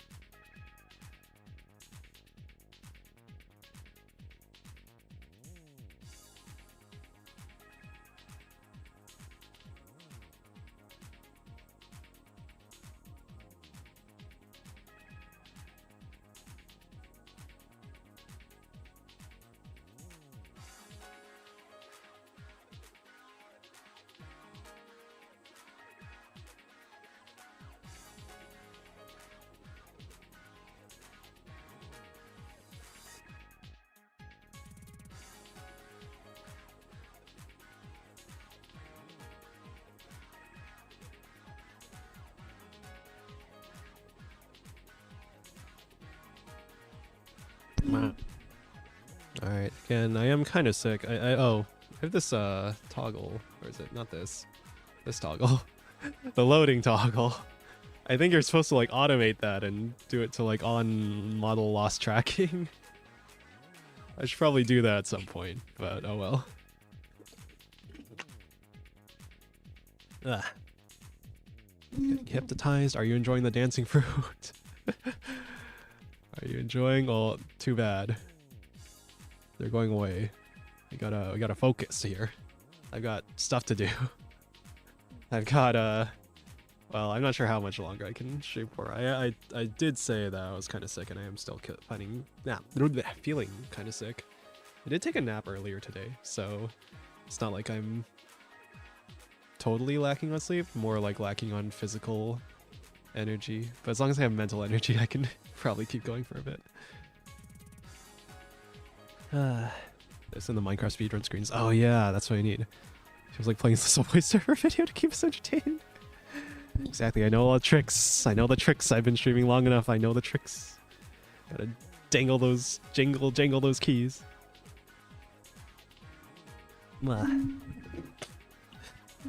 Crazy part is both Nintendo and Valve are not indie devs. They're full-fledged corpos, and yet they can keep on churning these fun games. There must be a proven formula even in big corps.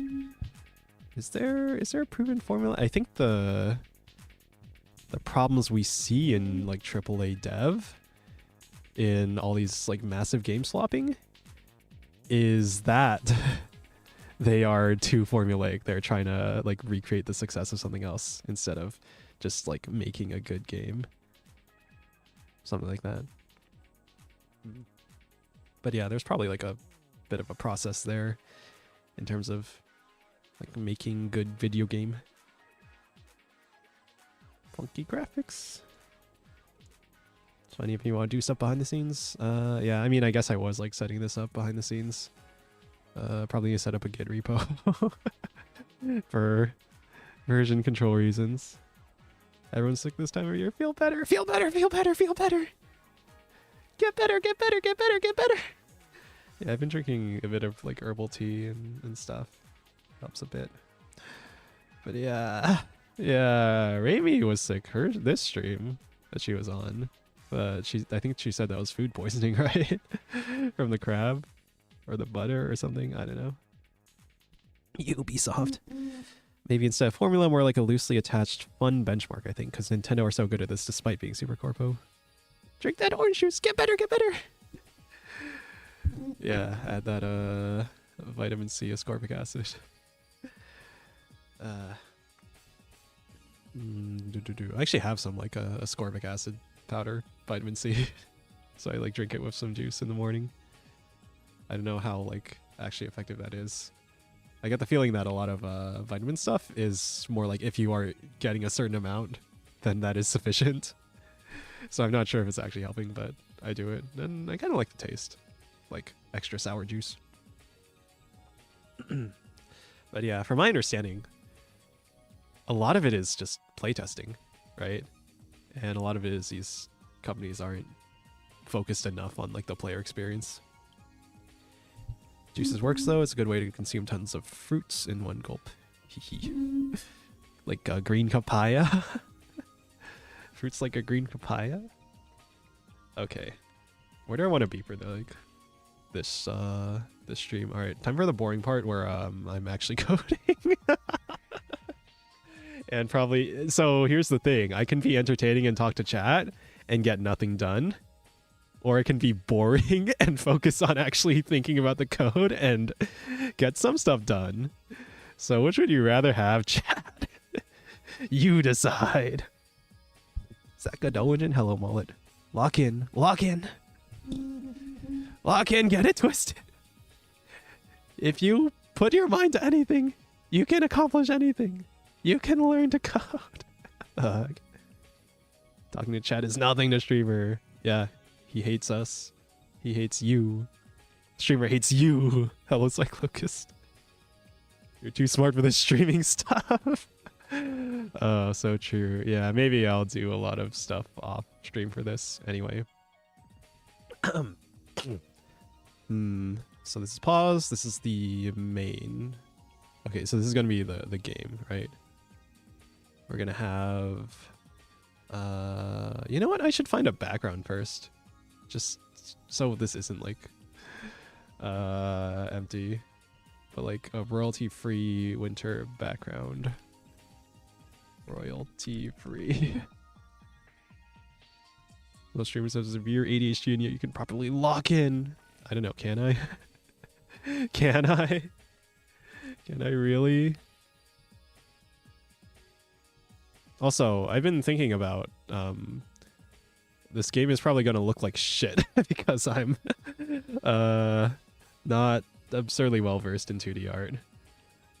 So if anyone is interested in working with me on something for this game jam and willing to be paid in exposure as I am to doing this for free, then I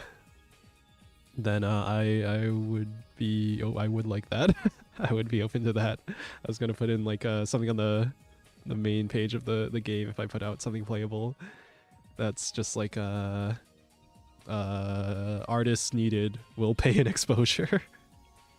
I can draw stick people, is that okay? I was probably gonna draw stick people for my programmer art. Just joking. How sick are you on a scale of 1 to 10? My upper sinus hurts. It hurt. Sore throat. So like, I don't know, a 3 or 4. It's like cold. Yeah, something like that. I'm so sick, guys. Take care of me, Chad.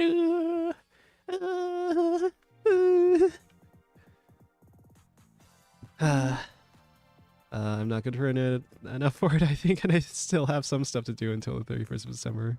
Probably could afterwards. I need to learn Godot first.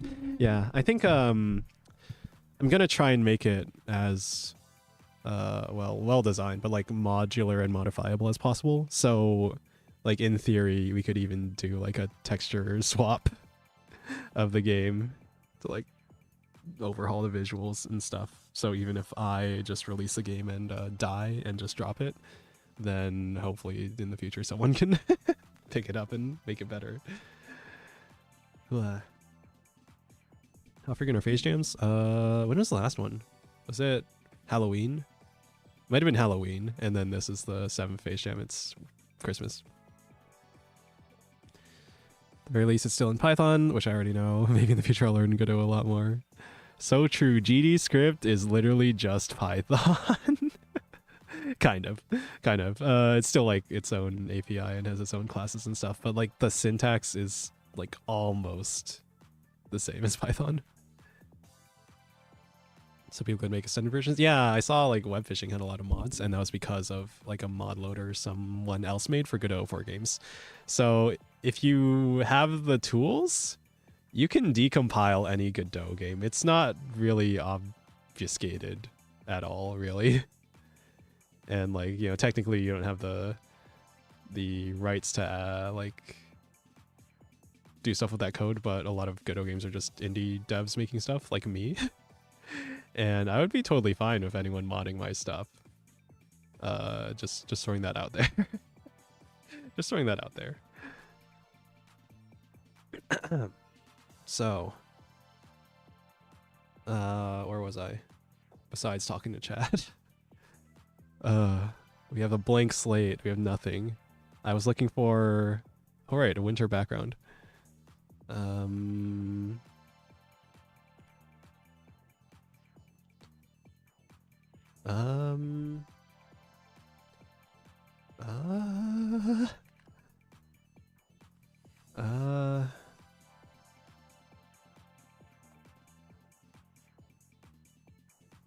Winter landscape. Re-download attribution required. Aw.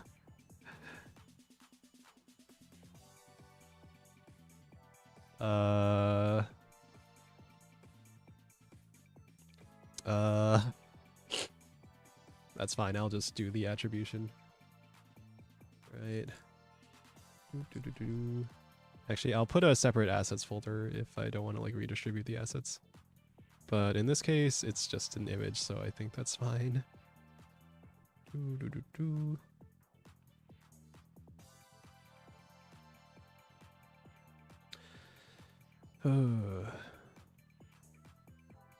Here, make an assets folder. Just download this to here.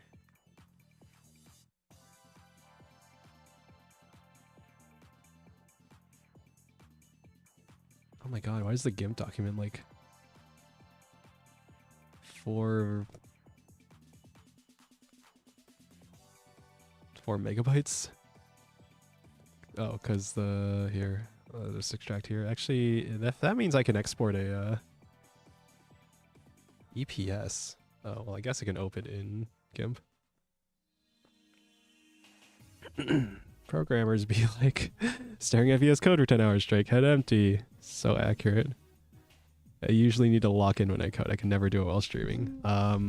We'll see if I can actually do it while streaming.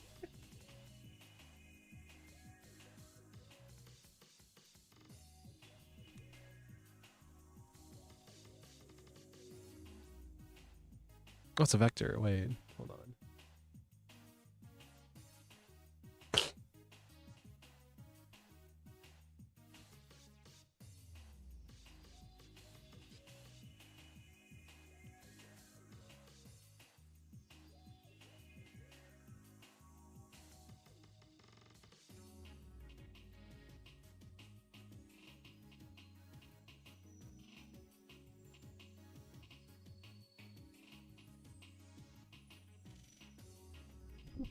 Hold on, export is PNG.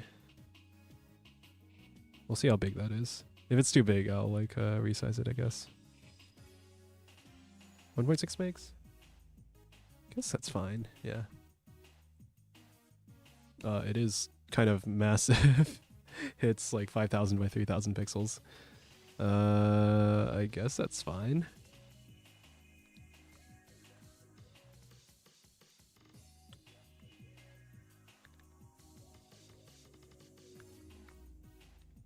Okay, we'll do that. Where's my PDF file? Okay, license information. Vecteezy.com. Okay, sure. Thanks, vecteezy.com. I guess we're attributing at vecteezy.com now. All right, cool. Thank you for the asset. I'm just gonna keep that in my assets folder. I'll just save that for later. Re-importing assets. Okay. Okay. Yeah, I don't know, it's been a while since I've done like a coding stream, so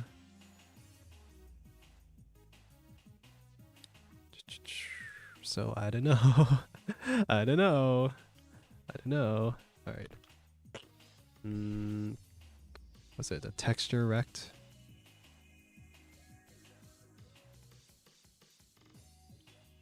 Wow, image. It's huge.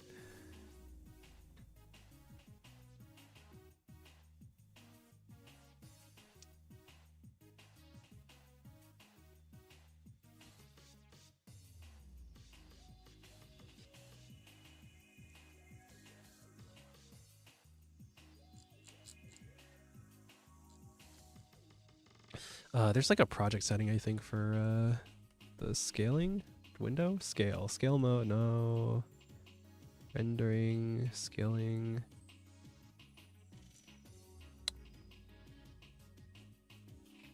GUI. Probably under GUI. Hold on, GUI, common fonts theme. Viewport? Was it this? No.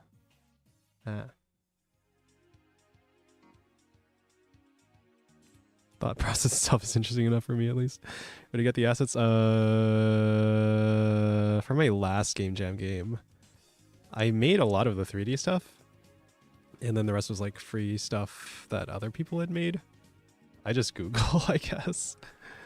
Like I found Pipkin Pivo 3D model that someone made, and was like free for use in fan projects, and so I took that and then turned it into like a first-person rig. Yeah, that was a while ago. Rocket League, I played it like a few hours, I guess. I think it's really cool. But I never got super into it. But yeah. But I'm hoping that this game will be a lot easier to make the assets myself. Because I'm probably just going to do like Stickman or something. But I do want nicer art, like eventually. Again, modability. Or even making it open source even. Making it like a community thing.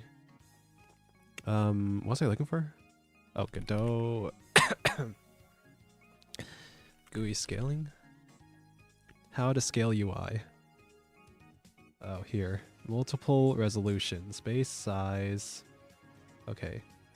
Project window. Display window. Oh, here it is. Alright. Viewport width, viewport height.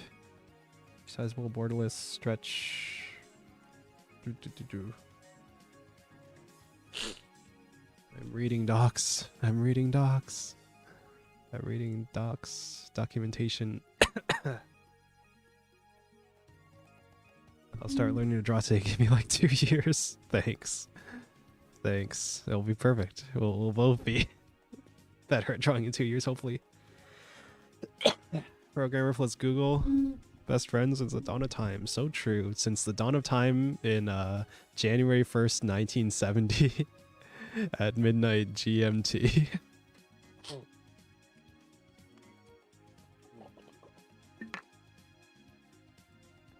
That was a Unix time joke. That was a Unix time joke. What am I doing?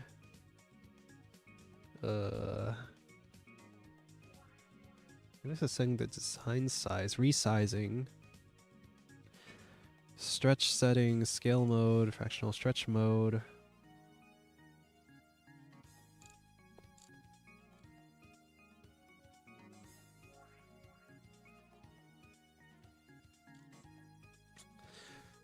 This is a 2D game.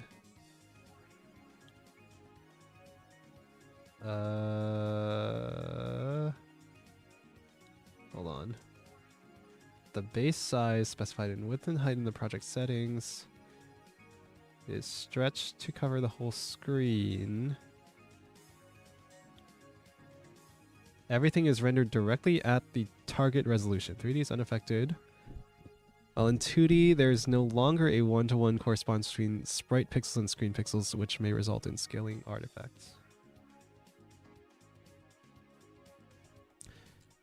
Sounds like we want canvas items.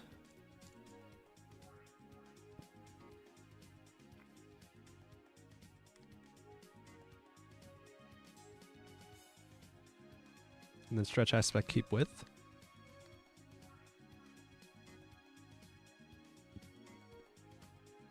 Okay, we'll just go with those settings. I thought you were referencing Alan Turing or something. Oh, I don't know where you're supposed to pick up on Unix timestamps, but I don't know. I don't know.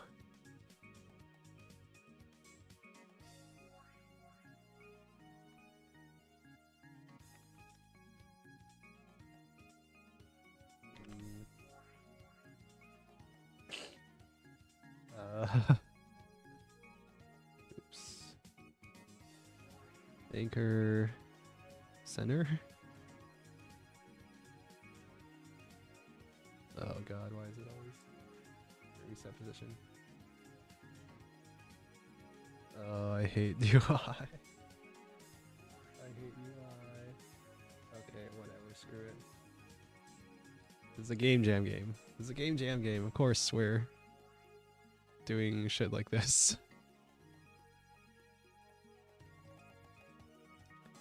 Save this as background.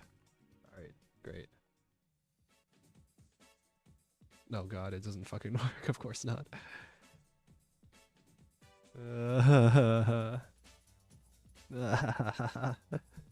On the community long enough? If you ever deal with timestamps, you'll probably have to learn what a Unix timestamp is.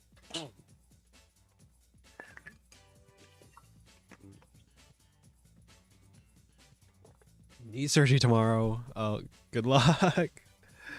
Good luck. I don't know what to say other than good luck. That doesn't sound kind of scary. What really sounds scary to me is like vocal cord surgery. I know like Hoshimachi Suisei had to go in for vocal cord surgery. That scares me. Or like any eye surgeries. But yeah. Don't die. It's a meme. Is that like the when you're the When you're the first one to fall asleep at the sleepover meme where it's like some horrific medical procedure where they amputate your leg or something. That meme.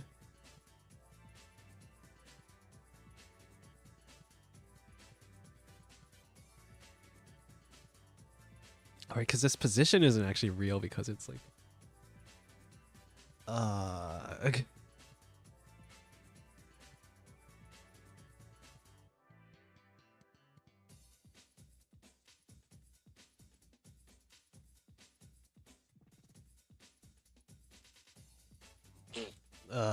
Of course we're getting stuck on dumb UI stuff. Vocal cord surgery is terrifying, same as eye surgery, one wrong move and that's it. Yeah. I don't want to think about it. Alright. What the hell am I doing? Doesn't help my I can barely see my monitor with my glasses. It's just intentional. Wow.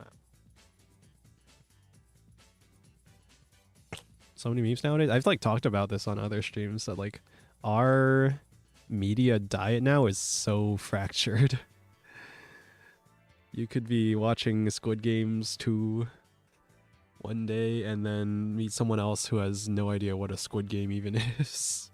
Right? You could be watching me. You could be watching me and literally no one in your life is probably ever heard of me. Right? That's crazy.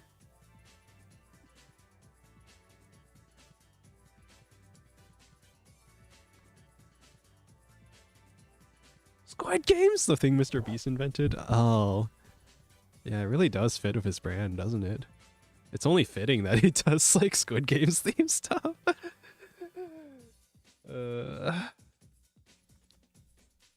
So true, so true. Wait. The problem is...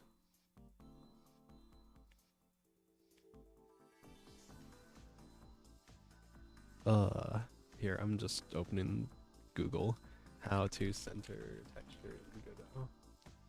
Or should I be using Sprite? Should I be using Sprite? Hold on. I want a Sprite Cranberry.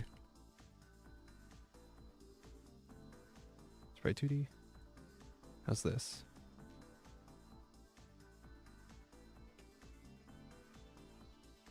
Oh my god, it's perfect. Oh my god, it fits perfectly. Hey. Screw this. Save as BG. And overwrite. Beautiful. Title. You know, I should make a theme. This theme. I should give the text an outline. Ah!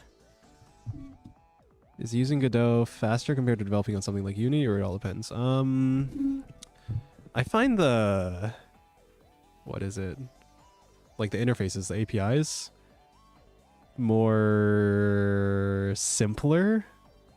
They're simpler than Unity because there's less stuff. And so for a simple game, I think that works well. For a more complicated game, you might end up feeling limited, like a 3D game especially. You might be feeling more limited compared to using Unity or, say, Unreal. I know there's a lot of complaints about like Unreal being bloated too, but yeah, for a simple game, I think Godot works really well. Can you guess what iPhone I have? No. No, I have no idea. You have the original iPhone from 2000 and... was it 7 or 8? 13? Congrats. Congrats on owning an iPhone 13. Congrats. You have your iPhone. The iPhone I don't have, so I don't have the freaking cheek puff and the tongue tracking. Ah! All right. What was I doing? Oh, right. Text.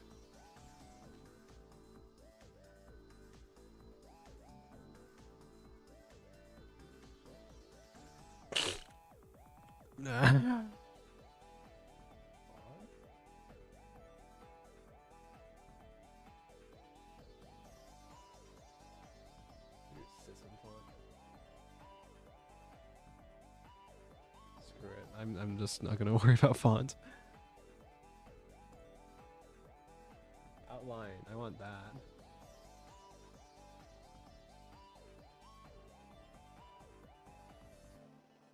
Font size, I want that.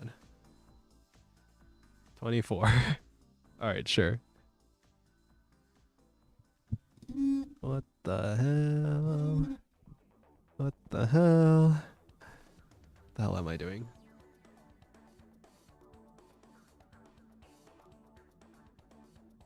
Alright, that's better. It's readable. Temp title, please change. Alright, main. We add. Hold on. Instantiate child scene. We add the background. Why is it here? Oh, because it's not a child that we control. Leave parent to new node, control. Center. Alright, better.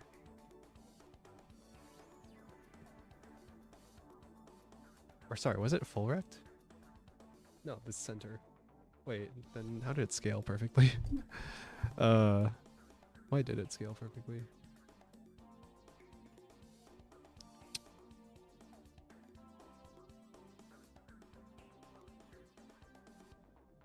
Wait a minute. Am I crazy? Or is this like... Oh.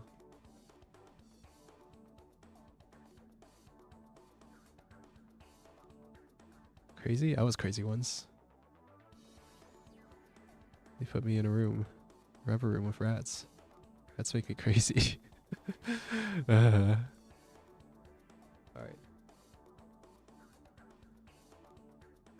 Did I not save this theme? Oh, what the heck. Main menu. Did I even make the theme? Did I put it like just on this? Oh my god. What is this? Save as theme. The theme.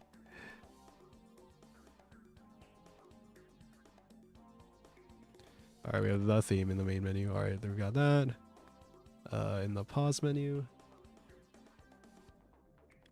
Sure. In the main scene. Sure. Alright. Can't wait to try your game once it's out. I'm hoping for something that I can playtest within a couple days. So something that like is playable and has a game loop, and then I can start getting feedback and refining from there. Toilets are skibbity. No pressure though, you can turn out little MLG early 2000s brain rot buggy game and still play it. Dude, that sounds fun. I like that, the era memes. I think it's funny. Funny considering Raimi is the one who rated you just now. Crazy. I was crazy once. Locked me in a room. A rubber room. A room with rats. The rats make me crazy. I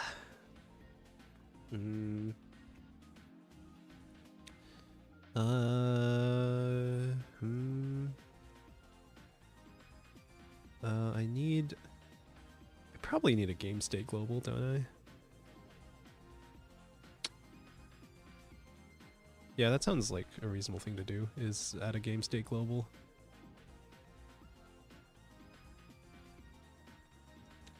So, what does that mean? A new state, new script, game state. This is an autoload script. Extends node, I guess. Project settings, autoloads. Game state, GD, add as a node, game state. Alright, cool. So now we have game state. Bar paused.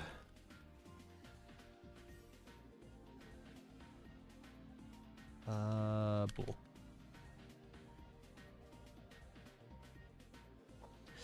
Okay, so now we can pause and unpause the game, hopefully. But this is really just gonna be like the menu. It's gonna like show and hide the menu. All right.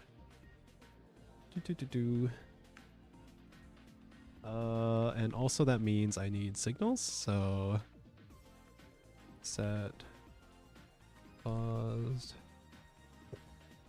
val.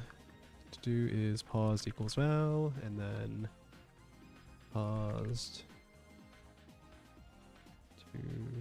to oh wait, my toggles. I'm sweating. I'm sweating. I'm sweaty. Wait, what was even the keybind? Was it shift? Oh my god, what are my toggles? There we go. Alright. Now keep the VODs up, if I don't dox myself.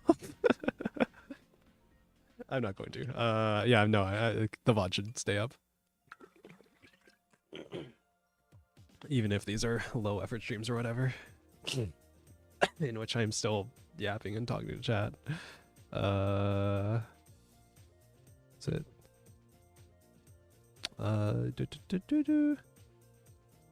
Pause. Changed. It's paused.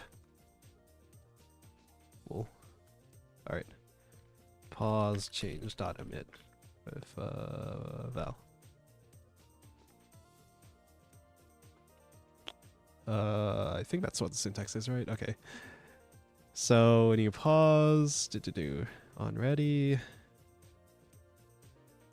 sends control, visible equals game state dot paused, and then game state dot paused dot connect that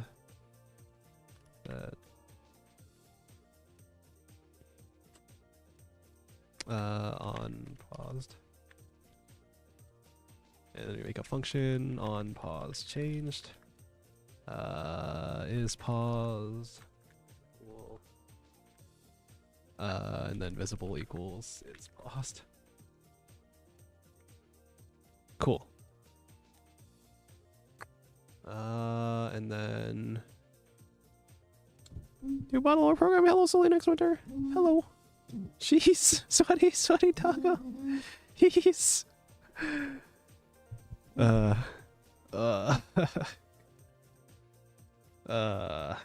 know what? At this point, doesn't really matter if people misgender me. Do I even give a shit?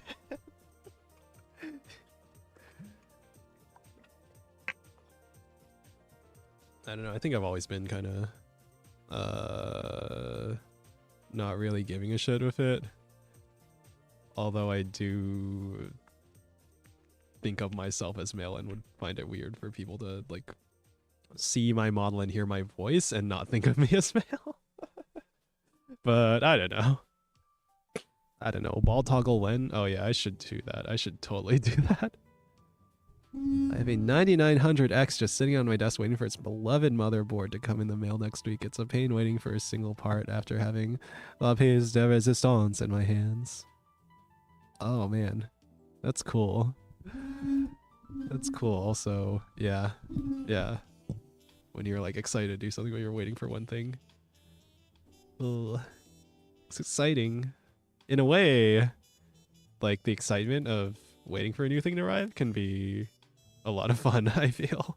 But if you need that immediately, then yeah, that's a different story. I have interacted way too much with the VR chat community to not care about genders.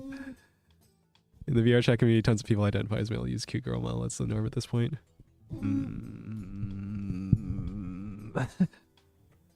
Okay, understandable.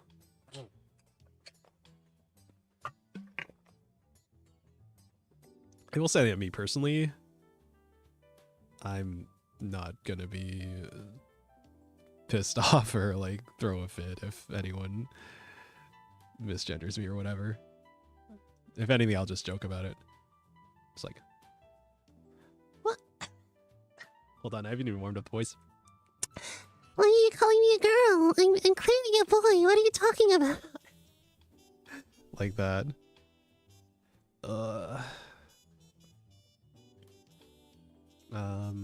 Is that it for the pause menu? We need the keybind. And I guess we'll tie that to the pause menu. So func physics process. Input dot is. Oh, hold on. Input map here. Let's make a new action. We're showing the built-in actions. Step select, cancel, left, right, up, down. Okay, we don't need those. Add action, pause. Not that. Escape. Okay. Add. Start. I don't know if we're doing controller support, but might as well. Okay, is action just pressed? Pause. Then I'm sweating. I'm sweating. I'm sweating. Not that. Not the light bulb. Oh, that is a useful toggle too. Then game state dot paused equals. We'll just do not game state paused. Yeah, there we go. You sound like you're dying only a little. I am sick right now. I am sick, but talking with chat a bit is making me feel better.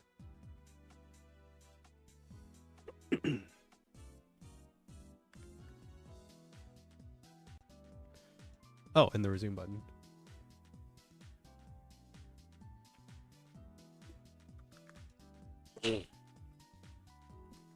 There we go. All right. Press start, press escape, pause menu, click resume or unpaused. All right. Great. And probably on the main menu when we load into the game, we'll set the pause state. Or actually, no, I should probably do it on the pause menu. Here, game state dot pause equals false, and then change the main menu scene. Okay. Quit to main menu, start. We're not paused. Okay, cool. Yippee! We did the thing. We did something. Okay, for some functions you use underscore at the beginning of function names, other times you don't. Does that have anything to do with the way you organize things? That has something to do with the way the Godot engine organizes things. From my understanding, typically in a more dynamic language like Python, where you don't have like private or public functions, you'll use naming to indicate whether something is more private or public. Although in this case, the underscore isn't exactly indicating private because it's like you can override them. More protected, I guess, would be the equivalent in other languages. But the main thing these underscore functions are indicating is like these are built into Godot. So this is like a built-in function on control. This ready gets called at like the ready phase of the whole processing loop, the game loop. And then this gets called in the physics process of the game loop. And so that's like the tick rate, that's like the update separate from the frame rate. If you've ever played a source engine game and you know that they use like a tick rate, that's like the server runs at a certain number of ticks per second that is independent of your frame rate. That would be physics process as opposed to process, which would be tied to frame rate. So every like fixed tick, right? This is fixed update in Unity. I hope that was understandable. If you have no, you might have no idea what I'm talking about. I'm sorry. To indicate the scopes. Yeah, so like these are stuff built into Godot. These are these are actually auto-generated functions that are connected to these signals. So a bit different. That was kind of how class naming uses capital as the first word in the name of class function. Yeah, kind of similar. You know, using naming to indicate something that is more for the reader than for any like technical reason. I love how you work on every project other than FPS Survivors. Are people excited about FPS Survivors? I haven't been working on it because I haven't had motivation to work on it. I'm gonna be honest. I'm kind of sorry about it. I know I was like really excited about it for a while, and I think I just kind of got bored. I think I need to work more on the art side of it in order to get excited about it again. That's why I'm thinking I need to work more on like the sort of game feel part of it, because that is, I think, very important to an FPS game. That project was my motivation. Oh no. Oh no. But yeah, I don't know, maybe I need someone to keep me accountable, or maybe I just need to get back into it and find the joy in it again. I kind of wanted this project to be a little small thing that I can work on in order to sort of dip my toes back into game development, because it's been a good couple weeks since I touched FPS Survivors. Probably more like months. I'm sorry. I'm sorry. But yeah, I guess I wanted to like look and feel better before I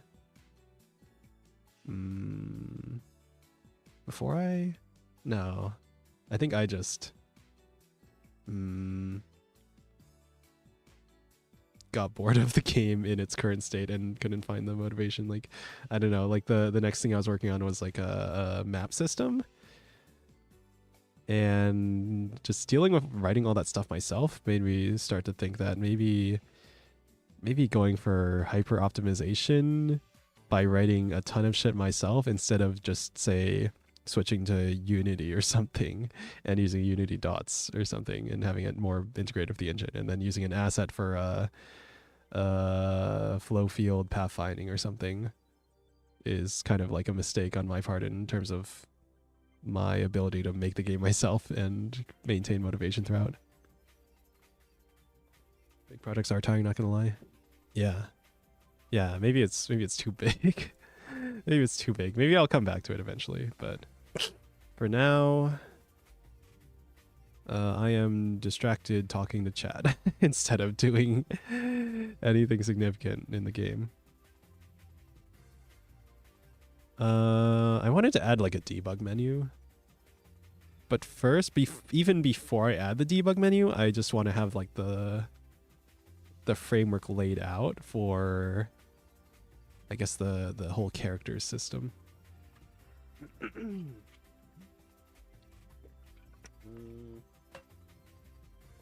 So how's it work in Super Auto Pets, right? You have like a shop, you click and drag the thing to buy it, and then you put it into like one of your character slots. The pause is hidden, then something like...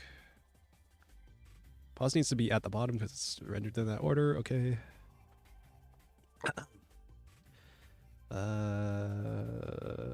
So... How am I doing this?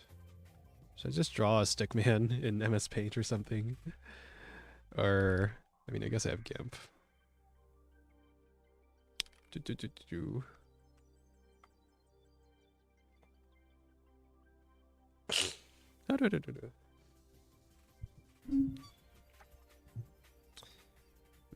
can't even bring myself to continue my projects until I get proper temporary models and animations, though, against my defense. It is a gigantic project with no assistance. Oh no. Oh no. There's a reason why big games have a ton of people developing them. Even indie games usually have some people developing it, doing a solo stuff. Yeah. Yeah, having like a separate art team and coding, or even just like 2 or 3 people is, I think, is enough in some cases. Sometimes let my ADHD run free, so I feel you. Not everyone could be a Stardew Valley prodigy. Yeah. I mean, that was kind of an amazing success story. In terms of like time invested, that's a massive gamble, right? But it worked out for him. Okay.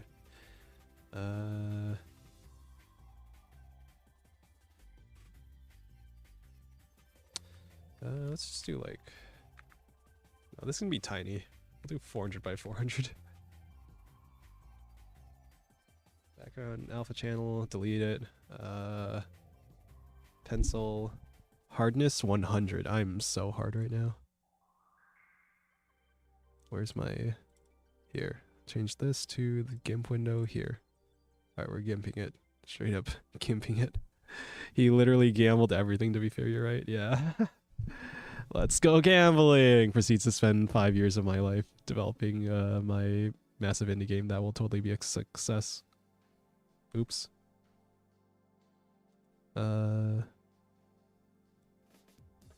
Here.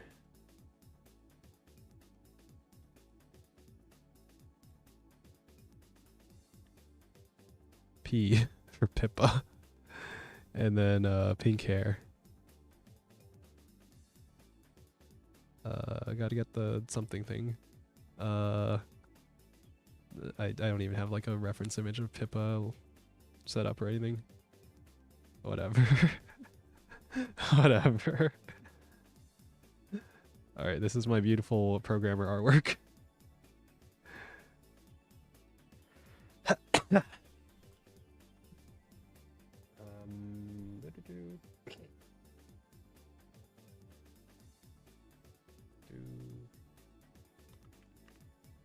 I might rename this. I might rename it like public assets. So we'll do like separate out my assets from like assets I get someone else to make, or assets I find online. Okay. All right, we have Peepa. We have Peepkin Peepa. Rags D Flipnote. Do you mean the Let's Go Gambling guy? Yeah, I watch his stuff occasionally. I think I did find him through the Let's Go Gambling meeting, so it's not like I'm an OG or anything, but yeah, he's got cool stuff. Bald Pippa.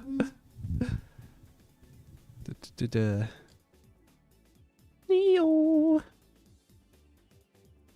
If he failed, he'll literally be just be one of those guys that had a dream and threw away everything. Good thing you're right. Good thing you made it. Yeah, yeah. Actually, oh yeah, the stickman style. I wasn't even thinking about Rag Steve Flipnote when I was like drawing this, but I guess that works.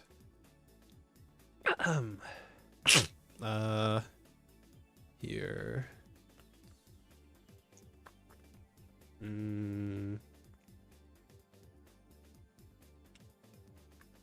What are these even called in Autobattlers? Like, your team.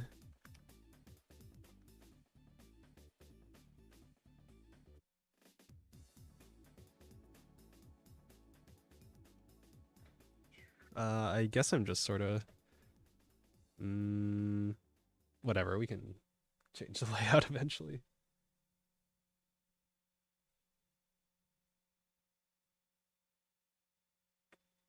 Oh no.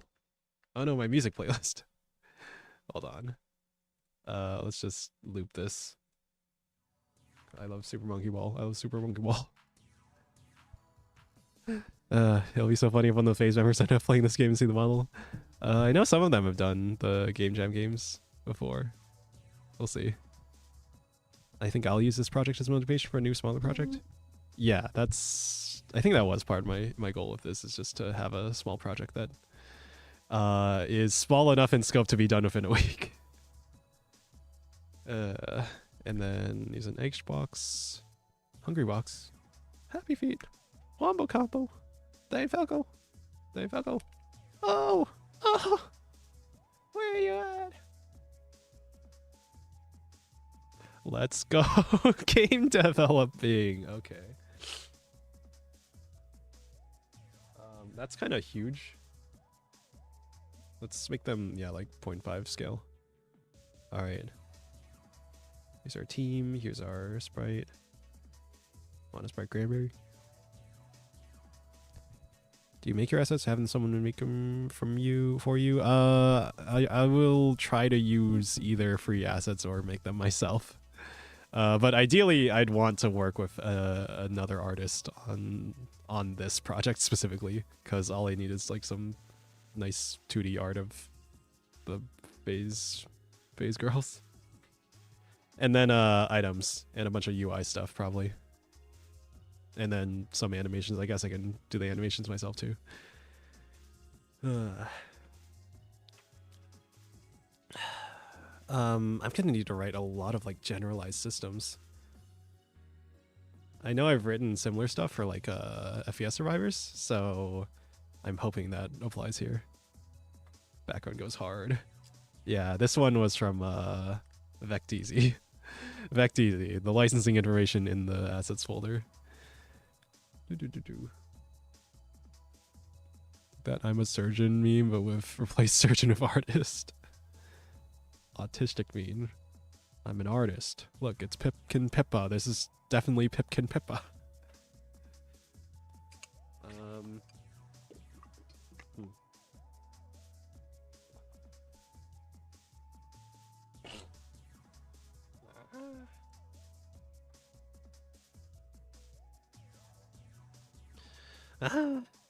Okay. Here, let's duplicate this, make this enemy team.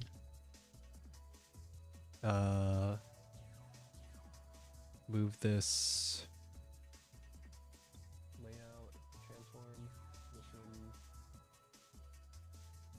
Oh, hold on. This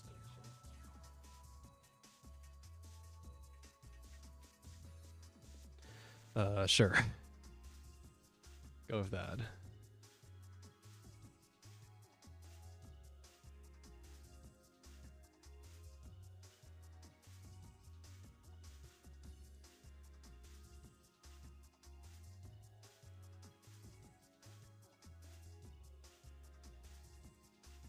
Which direction does this go?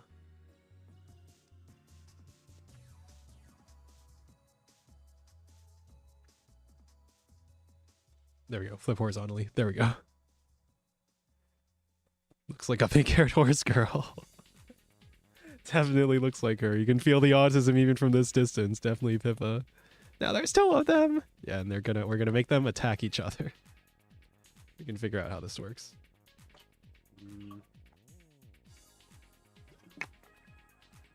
Alright, so imagine this. You launch the game, you go to the shop. At the end of a shop phase, which is probably just going to be empty for what I'm trying to do in this stream. I think my goal for my end stream is probably going to be, there will be an empty shop phase, you click next, it'll go to the combat phase, and there will be two Pippas fighting each other with one ability. Something like that. Something like that. But yeah. Judging from how this stream has gone, I probably want to do more work off stream. And maybe, I don't know, I'll like set up a OBS recording so that I can do like a time lapse or something. Something like that.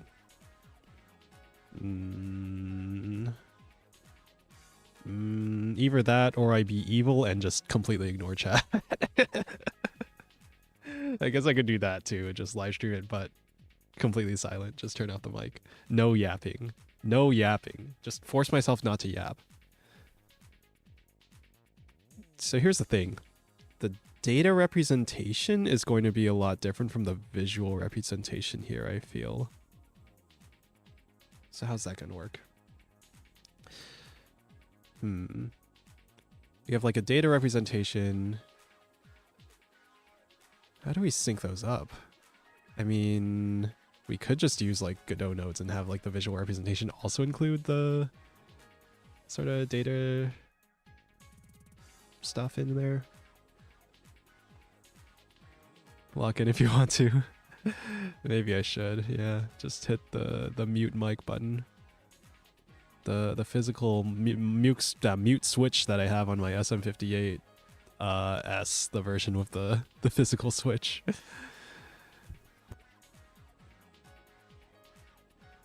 You can't hear me. I turned off the mic for a second. Okay, what am I doing?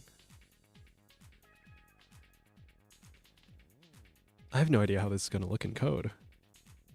Fuck, I have to actually think now. Ah, dang it. Ah, dang it. Okay. So question. How do these these characters know which slot they're in.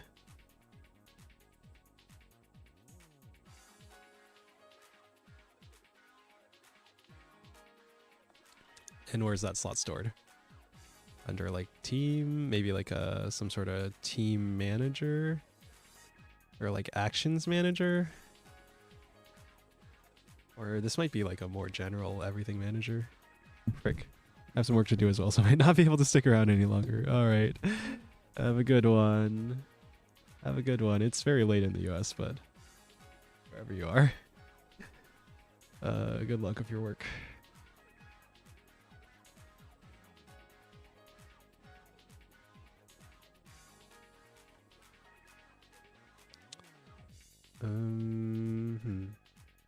Do I get out paint? That might be a good idea. I like how fast paint opens compared to like actual drawing apps. Sorry, not to diss MS Paint and say that's not an actual drawing app. Okay, so 1, 2, 3, 4. I haven't exercised my brain like this in a very long time, I feel. This feels like a lead code puzzle or something. So we have our 2 characters. Where is this stored? In an array somewhere. How is it stored?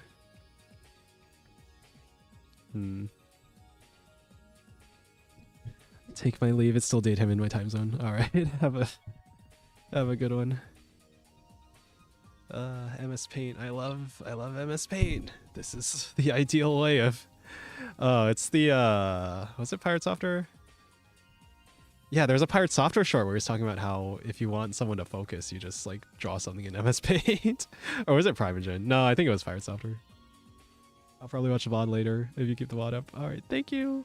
Thank you. Thank you. I'm glad you enjoy my content or spending your time watching this instead of literally anything else. You could be watching Citizen Kane right now, to quote Northernline. Was Pirate Software? Ah, thank you, Foxy Roxy. Thank you. How long have you been lurking?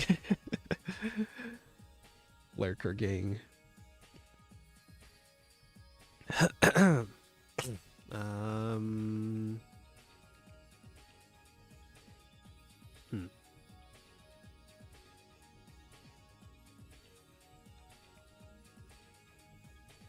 does this work? Maybe like all these slots are together in one array. It's like all slots. And then like your team. And then like enemy team. Tell interesting, don't sell yourself short. Thank you. Thank you. I hope it's interesting. I hope I'm doing something that people find valuable and enjoy, so I can create value for the customers, so that I can create value for myself or something. I don't know. That sounds like a very corporate word. Like, we want to create value for shareholders. We want to maximize shareholder value. I want to maximize shareholder value for those invested in Neapolitan coin. Buy now. Buy now. Invest now. For one small payment of $1.50, you can buy me a Costco hot dog and soda combo. But not really because of the stream elements fees. But close enough. Actually, I might change the minimum donation amount, because given the flat fee of like almost 30 cents, that seems like pretty high at $1.50. So I might change it to $2. I think Raimi also has it at $2. Even though I miss out on the $1.50 meme for the Costco hot dog. Okay. Maybe I need to stop thinking about the visual representation entirely and think about it just in code, right?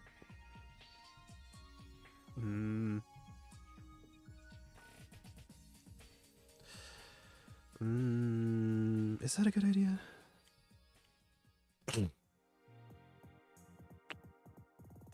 Or do I just hard code? The easy way would just be to hard code like all these slots. 1, 2, 0, 1, 2, 3, 4, 5, 6, 7, 8. Not 8.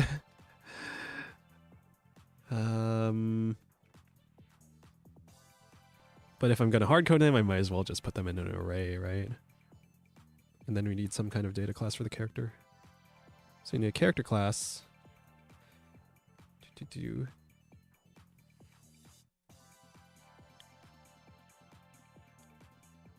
Please don't try to dox me for my handwriting. Was it the... I guess the Unabomber was his like writing style more than that, but sometimes I wonder like how identifiable is someone's handwriting. I mean, I guess if you can find me by my handwriting, then you're probably close enough to me in real life that you can find me by my voice, right? Voices are pretty identifiable.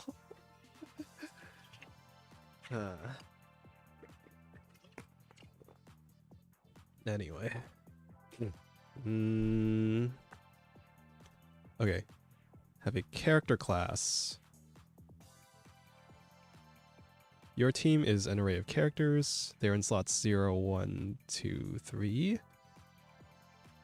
And I think we'll have the visual representation put it like backwards from the array.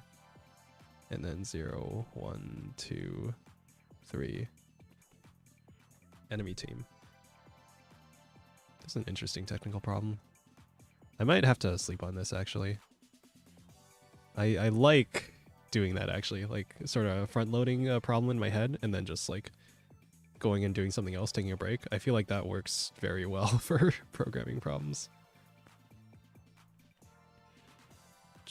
Unless someone, like, has already thought of the solution in their head right now while watching. Then you can develop it. You can develop this for me. So, character class. The character will have HP. Abilities.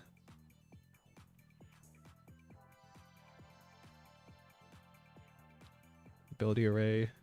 That's syntax from a language that isn't GDScript, I think. But whatever. And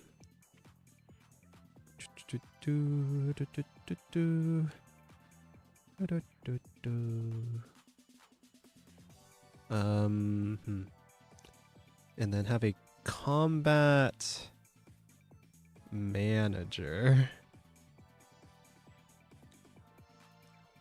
All right, combat manager does the things.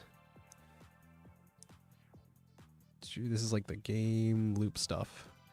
This is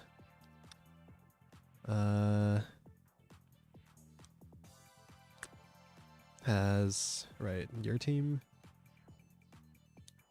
Yeah, player team enemy team. I'm writing with a mouse. So the player team has the enemy team.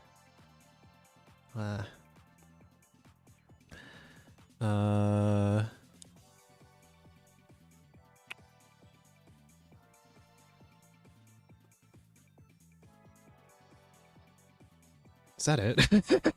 Is that all I need? And it runs timers. Runs timers. Because each ability is on a timer. And then ability class.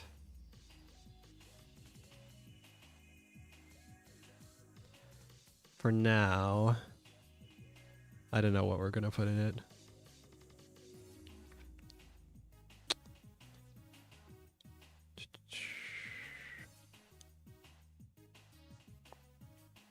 We'll have type.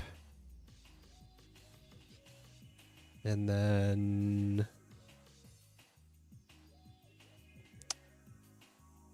power? Ability power? Or just do physical damage, toxic. Yeah, just have every ability store different values for all these and just don't show them if they're 0. Physical damage, toxic damage, and then I know how tech is going to work. We'll figure that out later. We'll worry about that later. Okay. Can I buy a vowel? Sure, go ahead.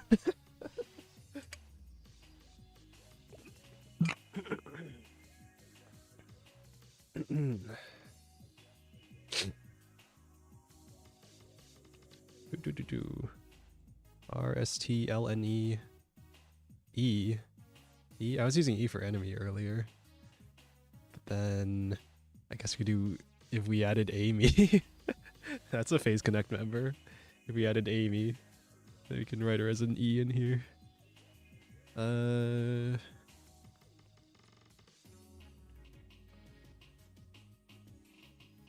This seems actually really simple now that I think about it. Now that I've actually fucking done the thing. I don't know where I'm saving this, but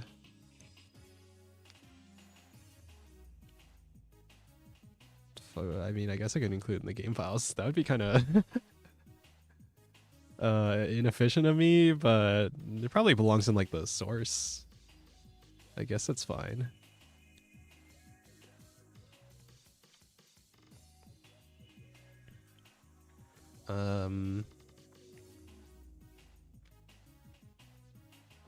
Architecture. Sure, our quote-unquote architecture. Okay. Okay. Start with an ability class. That's a resource. Right. So how's that work?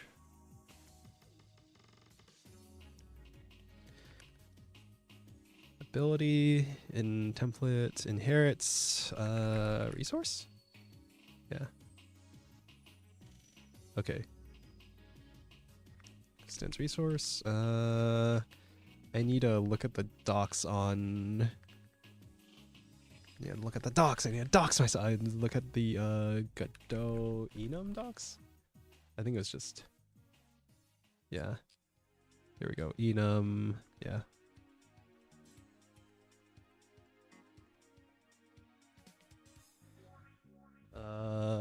Ability type.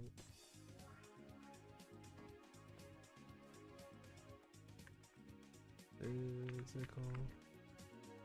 Toxic. I'm just not gonna worry about tech right now. So, alright, on the ability resource class, which we probably need a class name resource if we're gonna reference it elsewhere.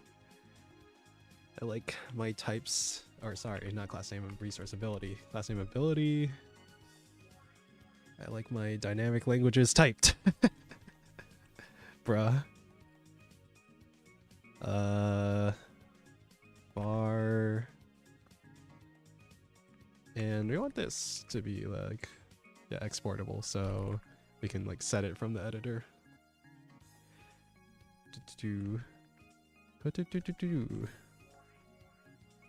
So the type will be more of like a tag on the ability, but they can still have multiple things, I think.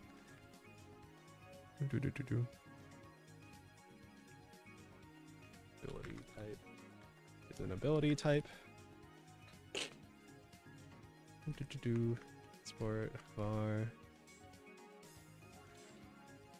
physical damage is an int. Are we doing integers here or floating point? I think integers, just so they can like have it display as a whole number and then have it not be tracking fractional things. And toxic damage. Yeah. So layout there, okay. Character. Maybe I should just have this image open. Look at this photograph! Every time I do it makes me cry. Now is the character also a resource? I remember running into some funny things in FPS Survivors regarding like the instances of a resource, like instantiated versions of the resource versus like not instantiated versions of a resource. So I should probably reread the docs, actually. Let's go back to reading docs. I love reading docs. Don't you love reading docs? Here.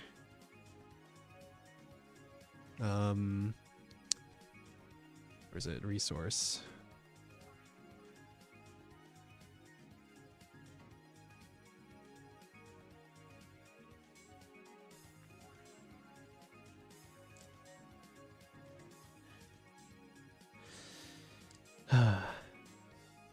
Okay, where's duplicate? Duplicate source resource, turning a new resource if it's exported or global scope, property usage, storage properties copied from the original.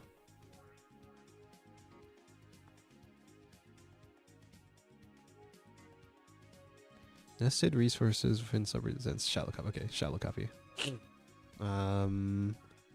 In this case, they're going to have like abilities. Oh. Huh.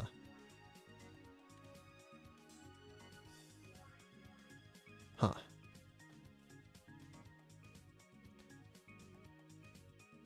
Huh.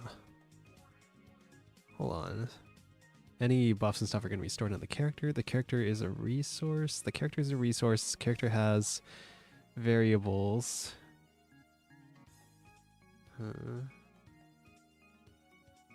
Exported or property usage storage property. Yeah, okay. I remember they added this and it was very useful for the thing that I was using.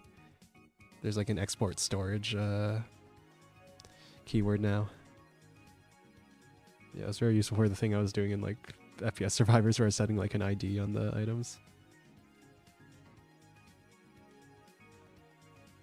So for stuff like, I don't know, if there's a strength value that needs to be stored on the character but probably doesn't want to be exported, then you can store it there. So yeah, characters will also be resources. Characters will have an array of starting abilities, and they'll have an array of ability upgrades. You know what? This is a perfect time. I want to use the bathroom. I want to use the toilet again, and I want to think while I'm on the toilet. So this might be a good opportunity to do some stuff. All right. BRB.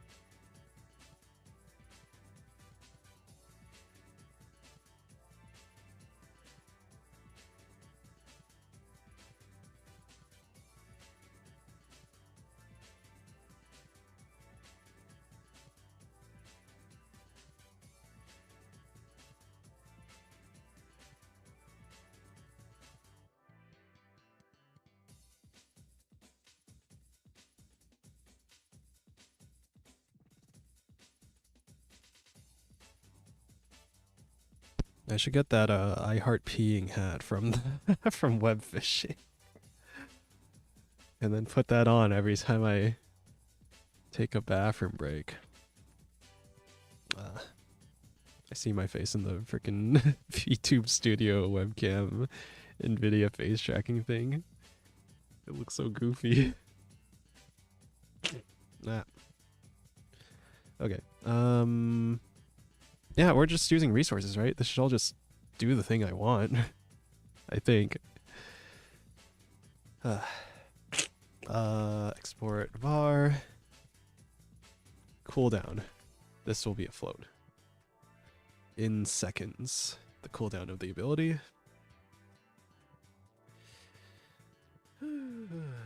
Okay. What else? I might need to go to sleep soon. For the sake of my health and my I am still kind of sick. Okay.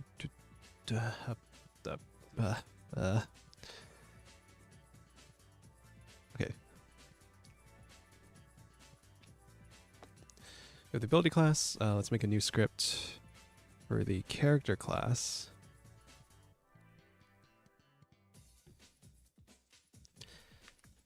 Inherit resource. And we can also apply some like function stuff. So extends resource. This is like the data side of the character. And we'll attach signals and stuff if we want to like link it to the visuals. Right, but I want to keep the two like relatively separate and contained in my mind, just for ease of development. So that if I can like keep them separated and just use signals to communicate between like the simulation layer and the visual layer, then that will help. Oh hey, that's kind of like what I did with FPS Survivors too. That kind of also has like a simulation layer and a visual layer.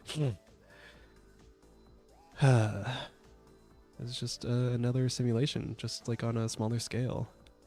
It's kind of crazy to think about. Where's the diagram? It's the diagram, MS Paint. There you go.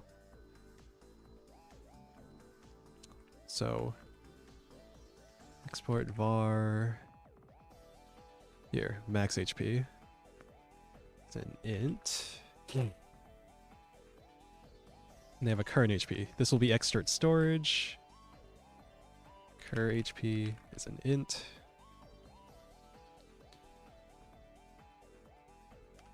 Var, sorry. Export var.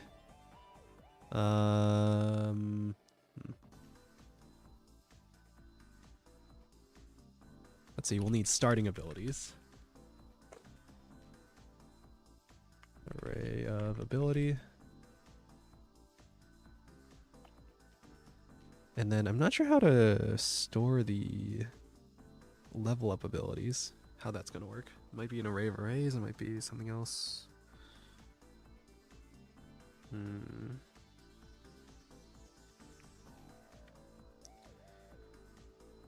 Huh. Man, looking at myself, my model of my glasses off and like a blur, it's like kind of freaky. Oh, maybe I need to go to sleep soon.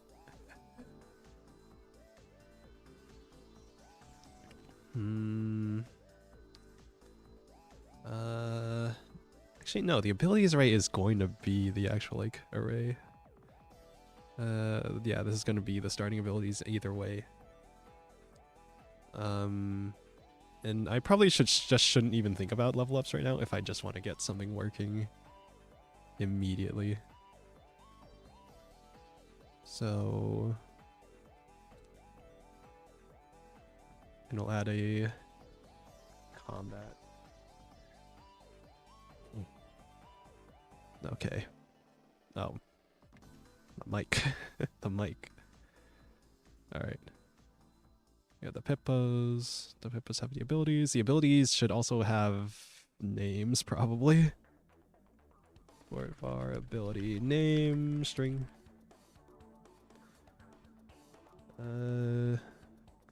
Character and same for the character. Export var character name string.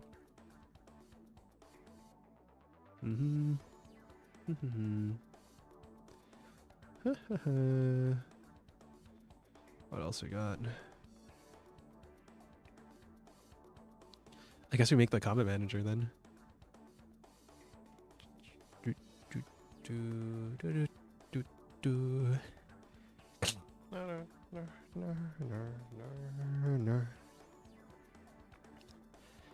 How do we store debuffs? I'll worry about that later. We're just doing physical attacks right now, but it'll probably look like a debuff parent class, like a buff or a debuff parent class, or really just status effects. So like a status effect parent class, and then the status effect has an icon, and then we have the visual representation separate from the simulation representation. The status effect is just going to be like something something.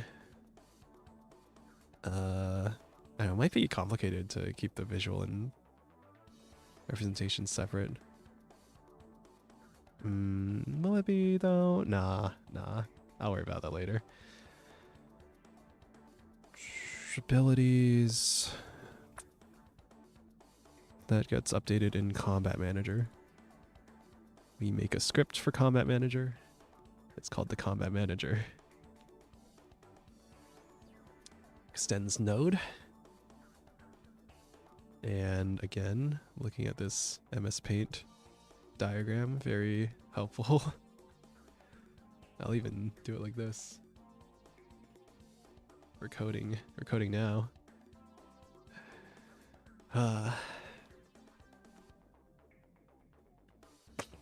Team.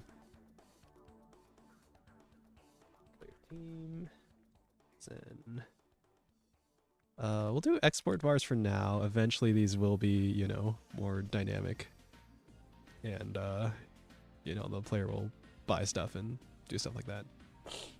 Player team is an array of character. So is the enemy team. Character needs a class name. Yep.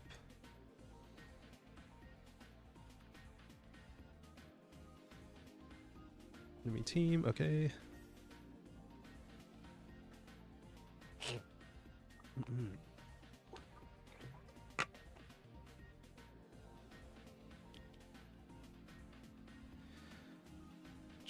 And I'm probably just gonna put like some test data in there.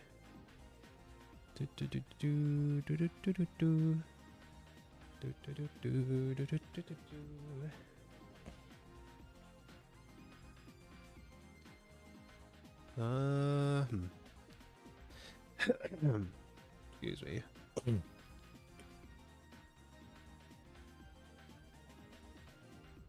Brain is running slow right now. Yeah, I need a refill. I'm gonna do something very bare bones here and then go get some sleep. How does this work?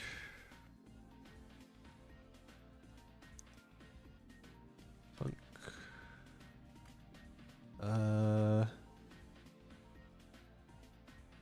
Start combat.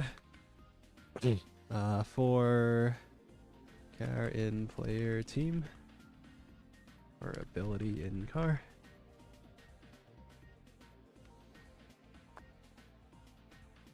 I'm sweating. I'm sweating. I'm sweating. Ah, not that. There.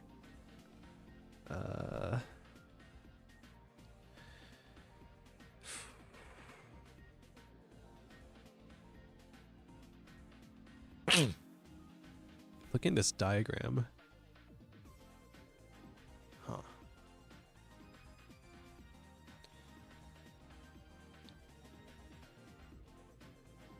So an ability with a range of 1 means the first character in the player team can hit the first character in the enemy team. So you subtract the index and then avoid off by 1 errors. Yeah, subtract the index, add 1. Or how far it can hit into the enemy array. And then check for like piercing and range and stuff like that. That's the range check. Okay, abilities. Yeah, for the abilities. How are we storing the timers?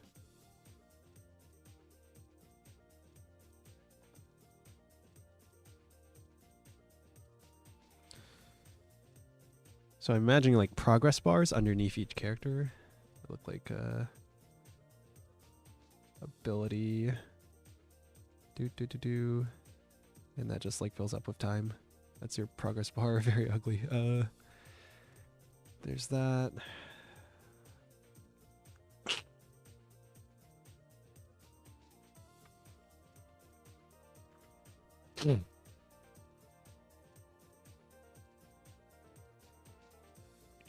Right, for the characters in the player team, for each ability in the character.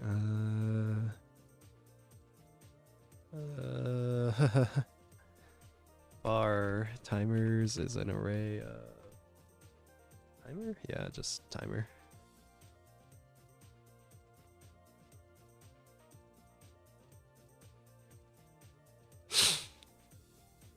Hmm.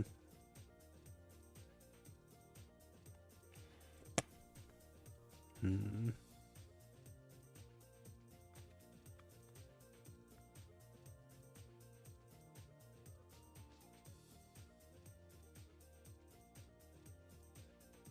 And I think I should write a function called applyability or something.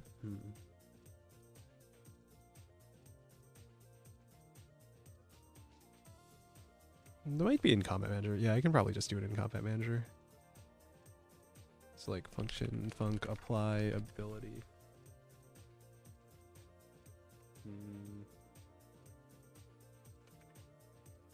Yeah, right now there's like target.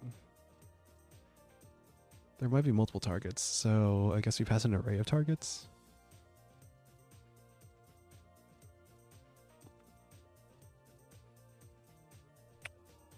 Something like abilities and ability. Targets is an array of character. For each ability. Excuse me. I don't know if the noise suppression covered that sneeze or if you got the Kushami Josh Carter. Timers dot.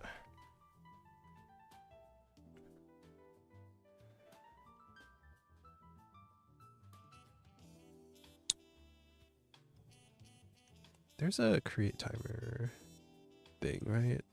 Timer.new. There's timer.new, but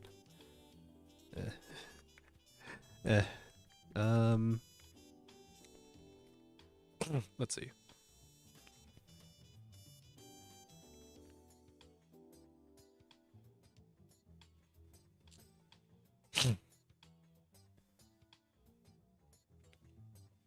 Let's see.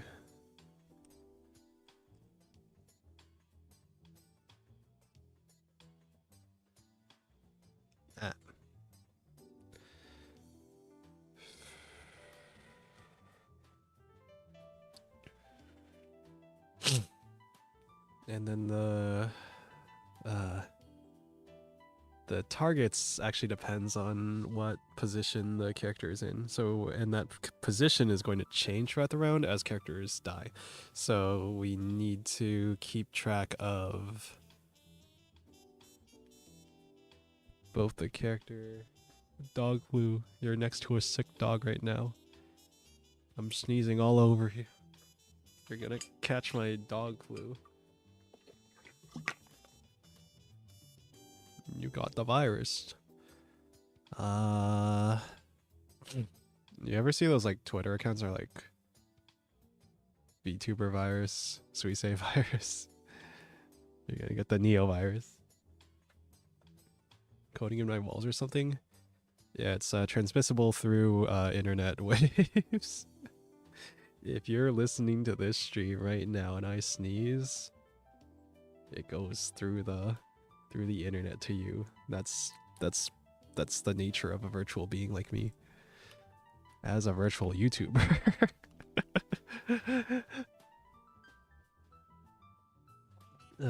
Okay. So timer actually needs a reference to both the ability and the character? Huh. Wait, how does this work? I guess I could do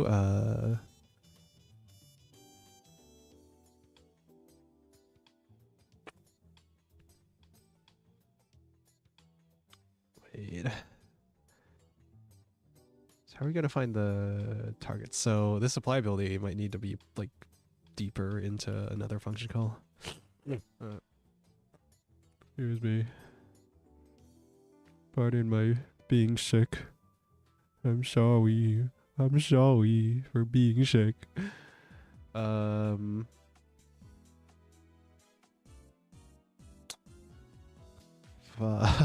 brain. I'm thinking, because, you know, for the case of just one character and one character, it's, you know, pretty easy. I'm just trying to think how to generalize this, because that's, you know, how the code probably should be written. So the timer needs a reference to the character, really, so that we can find the index where the character is. I guess that means we just do a closure or something, right? Timers.append. Alright, so var timer equals timer.new. Timer dot make this typed. Colon equals timer dot cool down. Sorry, it's called wait time. Wait time equals ability dot cooldown.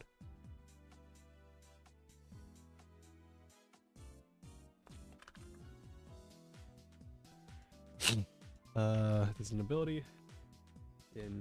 This isn't in car. This is in car dot abilities.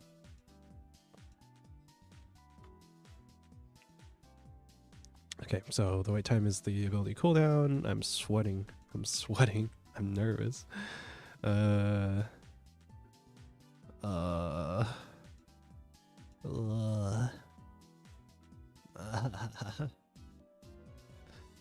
Yeah.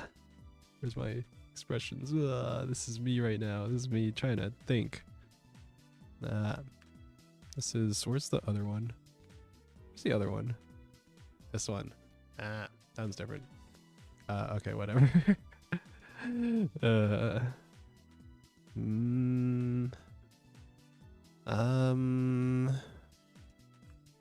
Frick.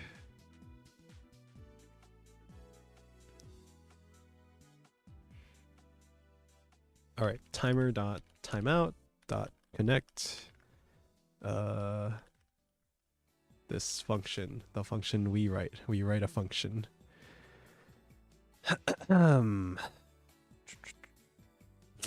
So var our index equals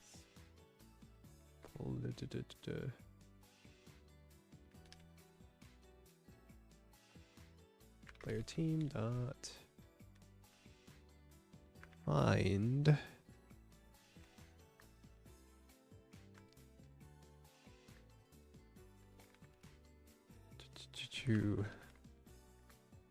car. Okay, yeah, using the reference to car right now. Is this gonna work actually? Does car reference like the loop variable? In that case, I should do like var cur ability character equals car. And then use, yeah.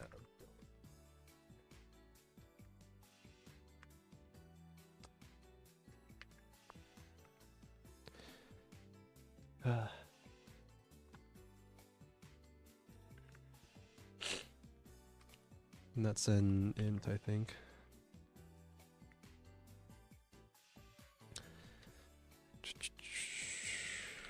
Do some logic for ranged stuff. Define targets. When's the deadline? 9 days. 9 days. I turned off my glasses. My glasses. Oh, yeah, pound. Of course.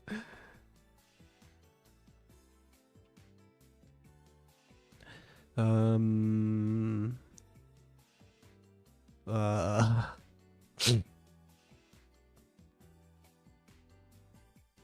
guess we'll just call, yeah, apply ability.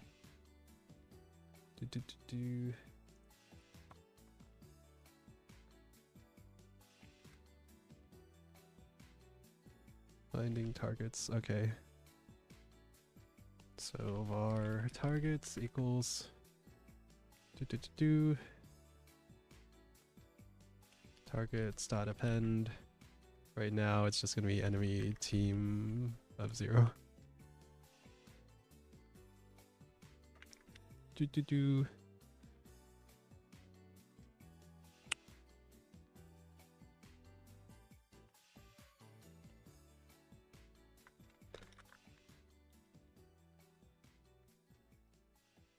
Again, I don't want to fuck around with these variable scopes if they're changing.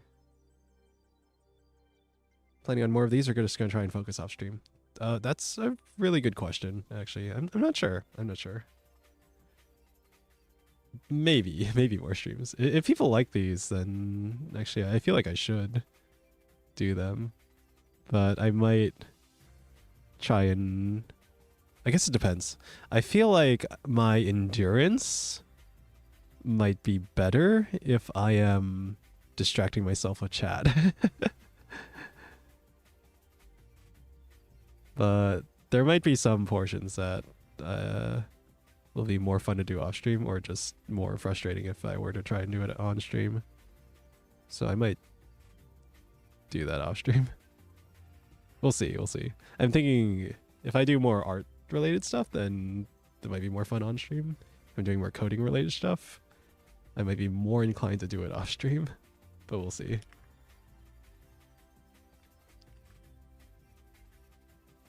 Timer's a pen, timer.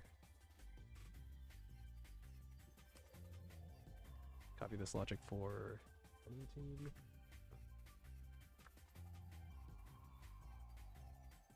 Don't repeat yourself, I don't give a fuck. I will repeat myself as much as is convenient here.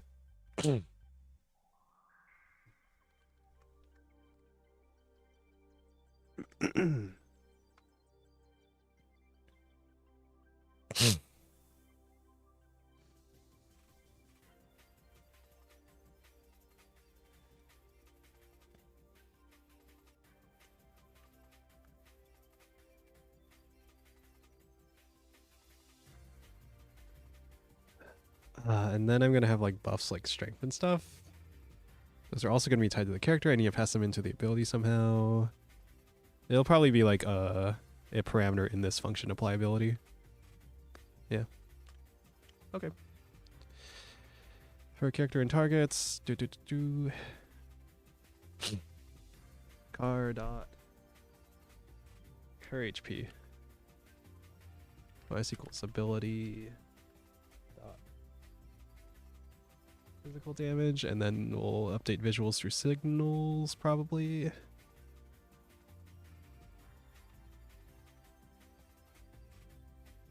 And that is literally all I'm going to worry about, I guess.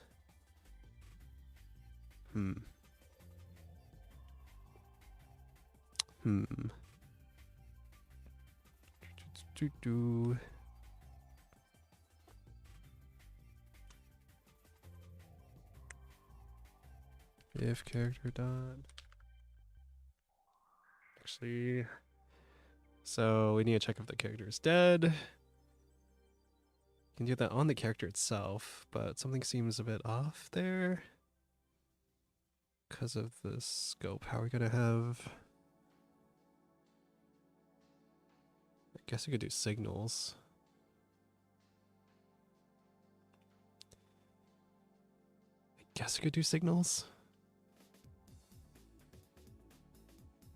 No, that seems like a bit overcomplicated.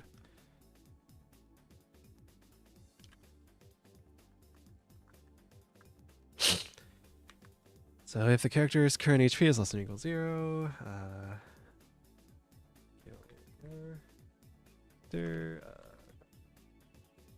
something like this, and then a funk kill.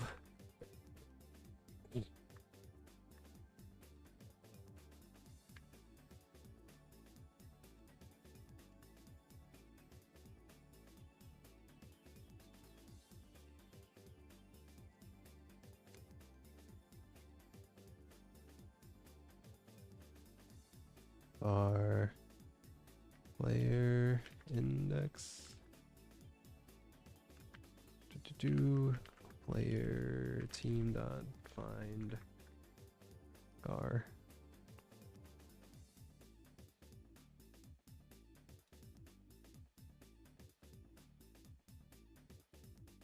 Right. Okay.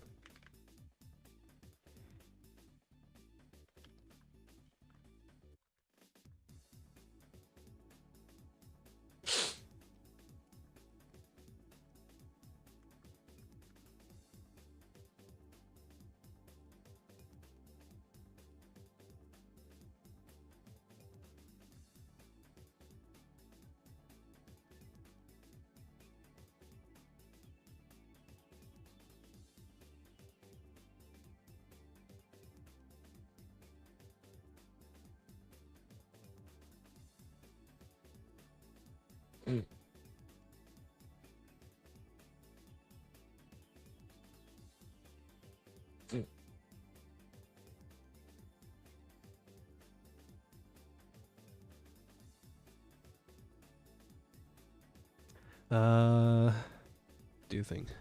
All right.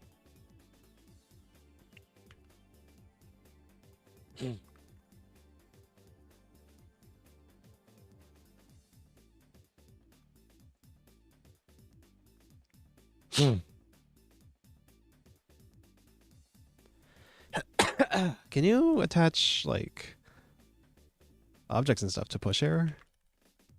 Let me see.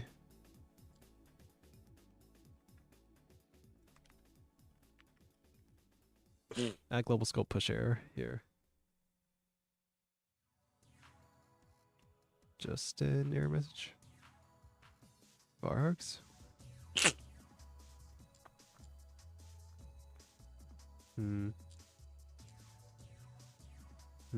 Yeah, whatever. I won't worry about it. This shouldn't happen.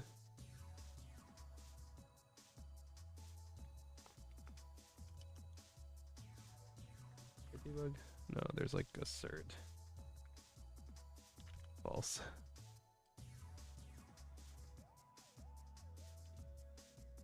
This should not happen. Okay, so we deal damage, do that, okay.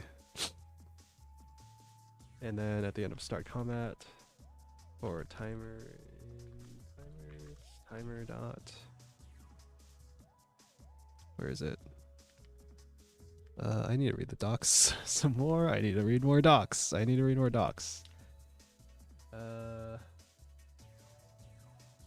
we go. Let's see. Auto start is false by default. One shot is false by default. So if I just do false, or if I do start, then it should start and it'll be looping.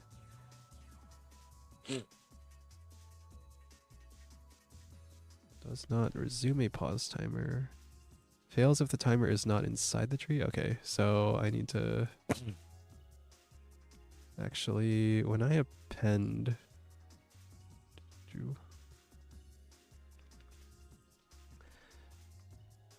here, add child timer. So add each timer as a child.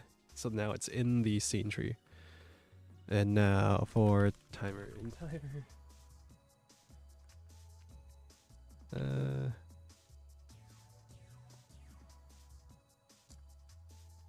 I could do auto start too. Will start immediately when it enters the scene tree. So actually I could do, yeah, timer dot auto start equals true. And then add the timer. Okay.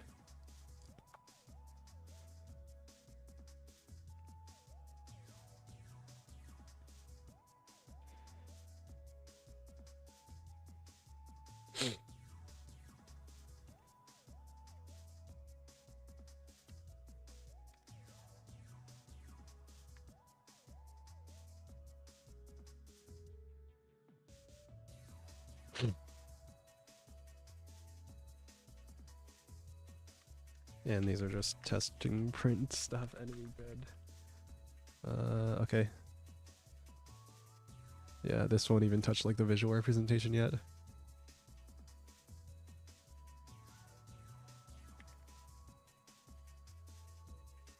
Alright, so let's say we have the player. We give the player 10 HP. This is hard to read. Alright. We give the... Oh, you can't even see it. Okay. And you still can't even see it. Okay. Hold on. Alright. We're looking at this. We're looking at this here. We have an ability. Punch. It's a physical. Has 1 physical damage. That's what we put in the script for, yeah, apply ability. Nice physical damage. Yeah, okay.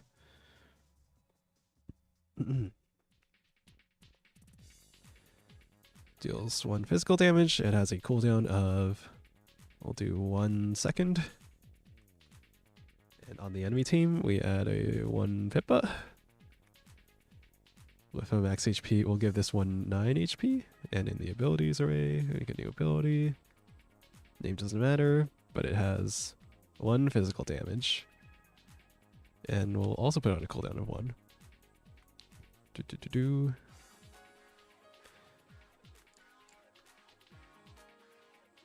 Okay. And then we'll print ability. We'll print the ability, yeah. Alright, we'll see how this goes. Eventually, 1 character should die.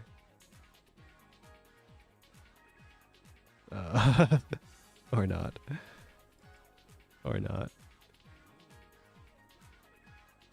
Yeah, no output in the console? That means it's not printing. That means supply ability isn't getting called. Oh, okay. Oh, right. We never called start combat. Duh.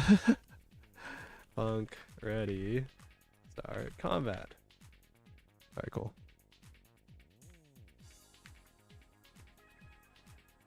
This is gonna work. Totally. Trust me. Trust me.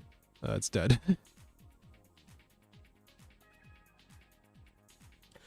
The array of argument 2.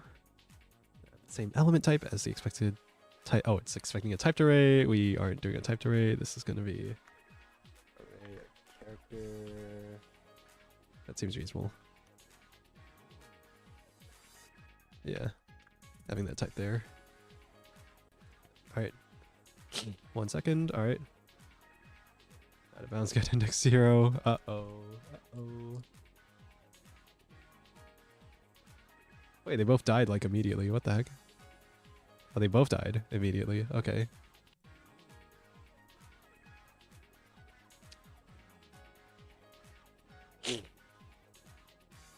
Any team that switch to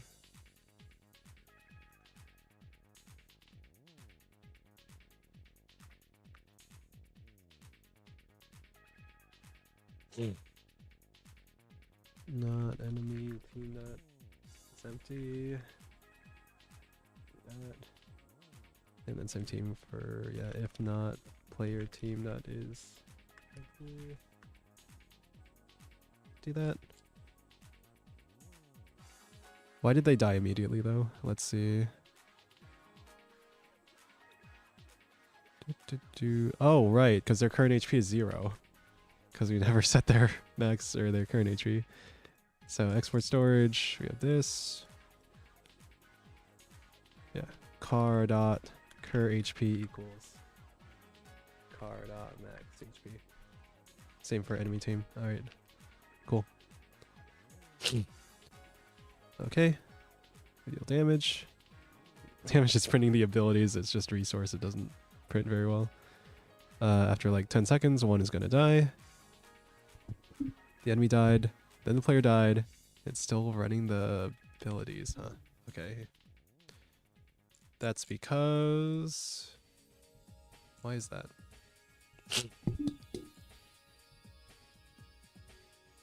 Why is that?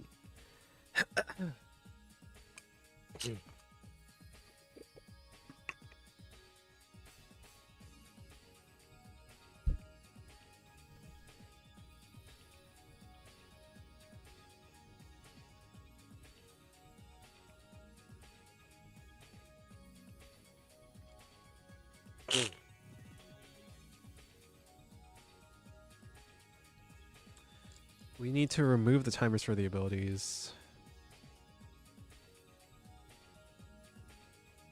when the characters die. Oh, right. So actually it might be better if they were just stored on the characters itself. Maybe that means I make an export storage. Or do we not want an export storage? Forget, there's like some specifics on when to use export storage versus like not using export storage.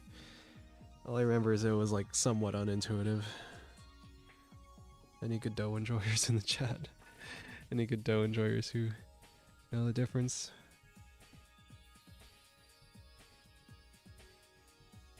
I'm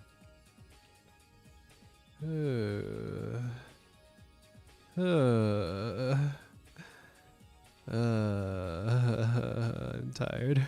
I'm tired.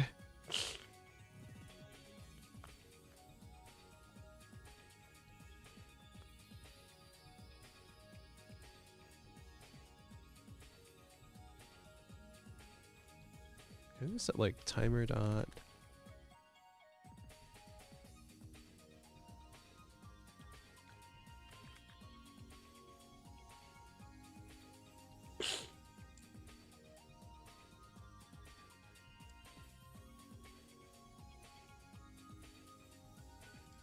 It's getting a little messy, a little spaghetti. I feel like ideally we would attach these timers to the characters somehow, but those are resources. Those aren't in the scene tree.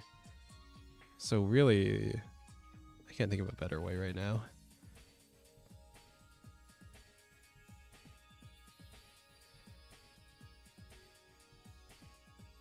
When the player dies, when the enemy dies. Okay, when we remove.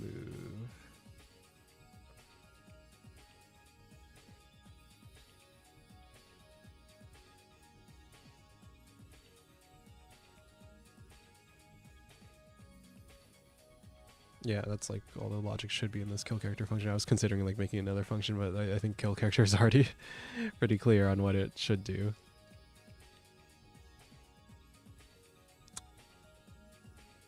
Yeah, this is like a loosey-goosey dynamic. I guess there's like a set meta.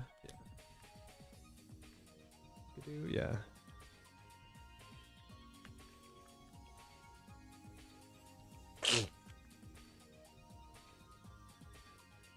Same thing here. Timer set meta. Character. For timer.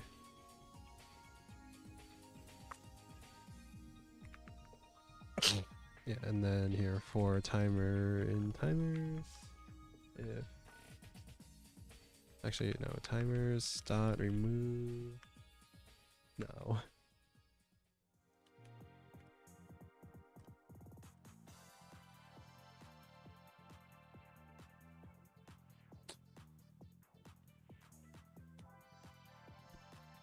Bar.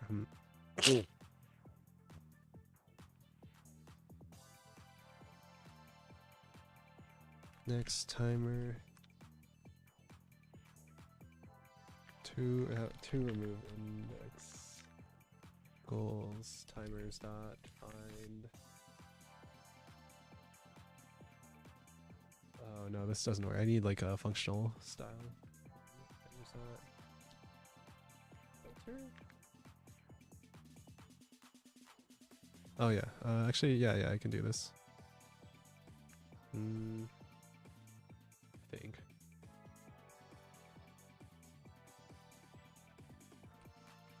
Or timers equals timers filter func.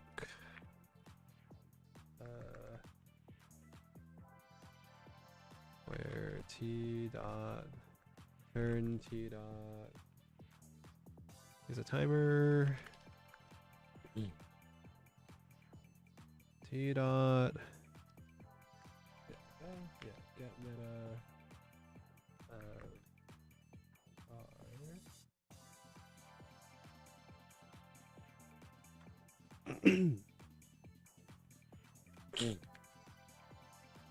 Equals.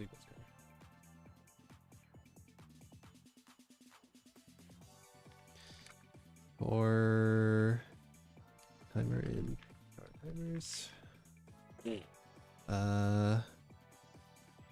random toggles. Jar.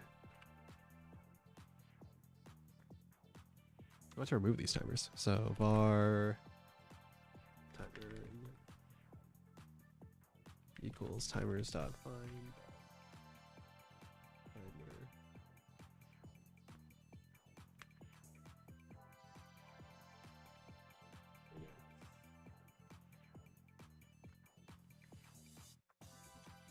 Timers dot remove at.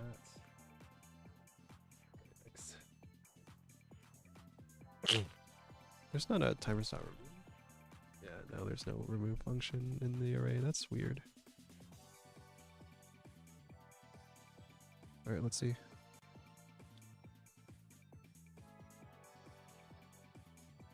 Oh no, wait. Oh no, removing the timer won't actually fix it, will it? An expression, did I?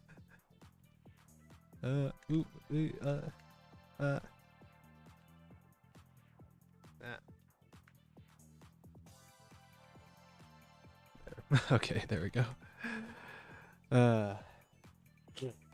Okay, removing the timers from the array won't actually work because it's not removing it from the scene tree.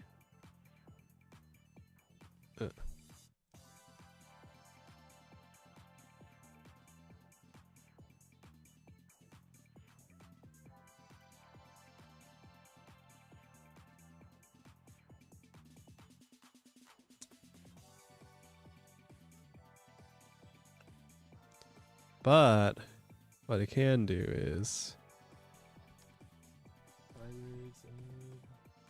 index.queueFree. I think that should work, and then remove it from the array.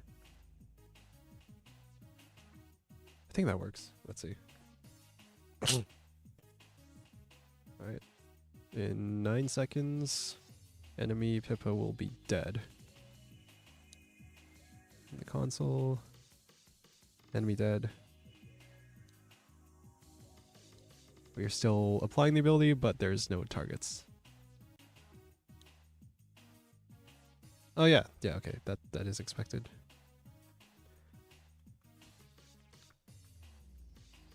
And maybe print targets this time. Here, we'll run this.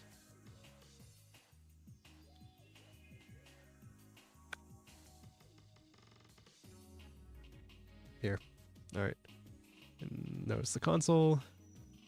The arrays of resources is the array of the targets. And when the enemy's dead, this should be empty. This is empty now, yeah. Cool. Okay. I'm good with that. I'm probably gonna set up a Git repo too. I'll just do that off stream. Okay, so what do we have? We have in logic, not in visuals yet. We have an auto battle happening between two characters. Great. With one ability that deals physical damage. That just damages their HP. Okay, cool. This might be more complicated than I was expecting, but should all be doable. All seems like very, I guess data heavy, data oriented stuff. You're just moving data around. That's what all this is in the end of the day, right? All coding is just moving data around. So yeah, I'm gonna call it here for the stream. I'm still sick. I'm surprised it went on this long. I was expecting this to be a short stream. Thank you for the raid, Raimi. Thank you, lurkers, whoever's still here. Cyclocust, if you're still here. God damn, there are a lot of lurkers. Where are you all coming from?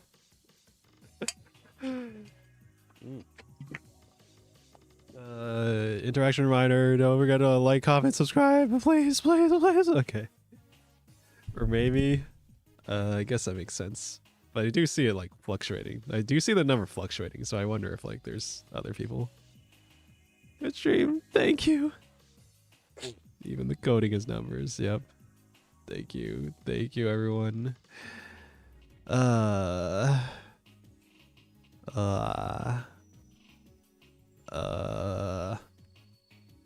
Let's see. I still want to do the unofficial raid, even if no one actually clicks on it. Yeah, Chica Champon was here earlier, so on YouTube, click the unofficial raid thing. Yeah. Hope you like the stream. Hope you found this useful. I don't know. Judging from what people are saying about this stream, it does make me feel more inspired to do more like coding streams. Actually, I guess it's just a question of like, is this going to be too inconvenient for me in terms of being able to get the work done? But for a hopefully small game jam project like this, it should hopefully be doable. Anyway, thank you all for watching. Don't forget to like, comment, subscribe, follow my Twitter, follow my Twitch if you want. I'm Pawlino. This was me working on a game for Phase Jam, and hopefully I'll get something in by the deadline. Hopefully I will have something playable within a couple days so that I have a couple more days in order to like play test and get feedback from you guys. Yeah, if you want to play the video game. I think I can like set up the itch.io page early, actually, from my understanding. You can set up the itch.io page and then you know, submit it to the game jam later. So that might be what I do to like distribute it and get feedback. So there's that. Okay. Bye everyone! Otsudio! Bye-bye! Bye-bye! I can't do the hand wave thing because I don't have hand tracking. Oh well. Alright. Bye-bye! Yep. Good night!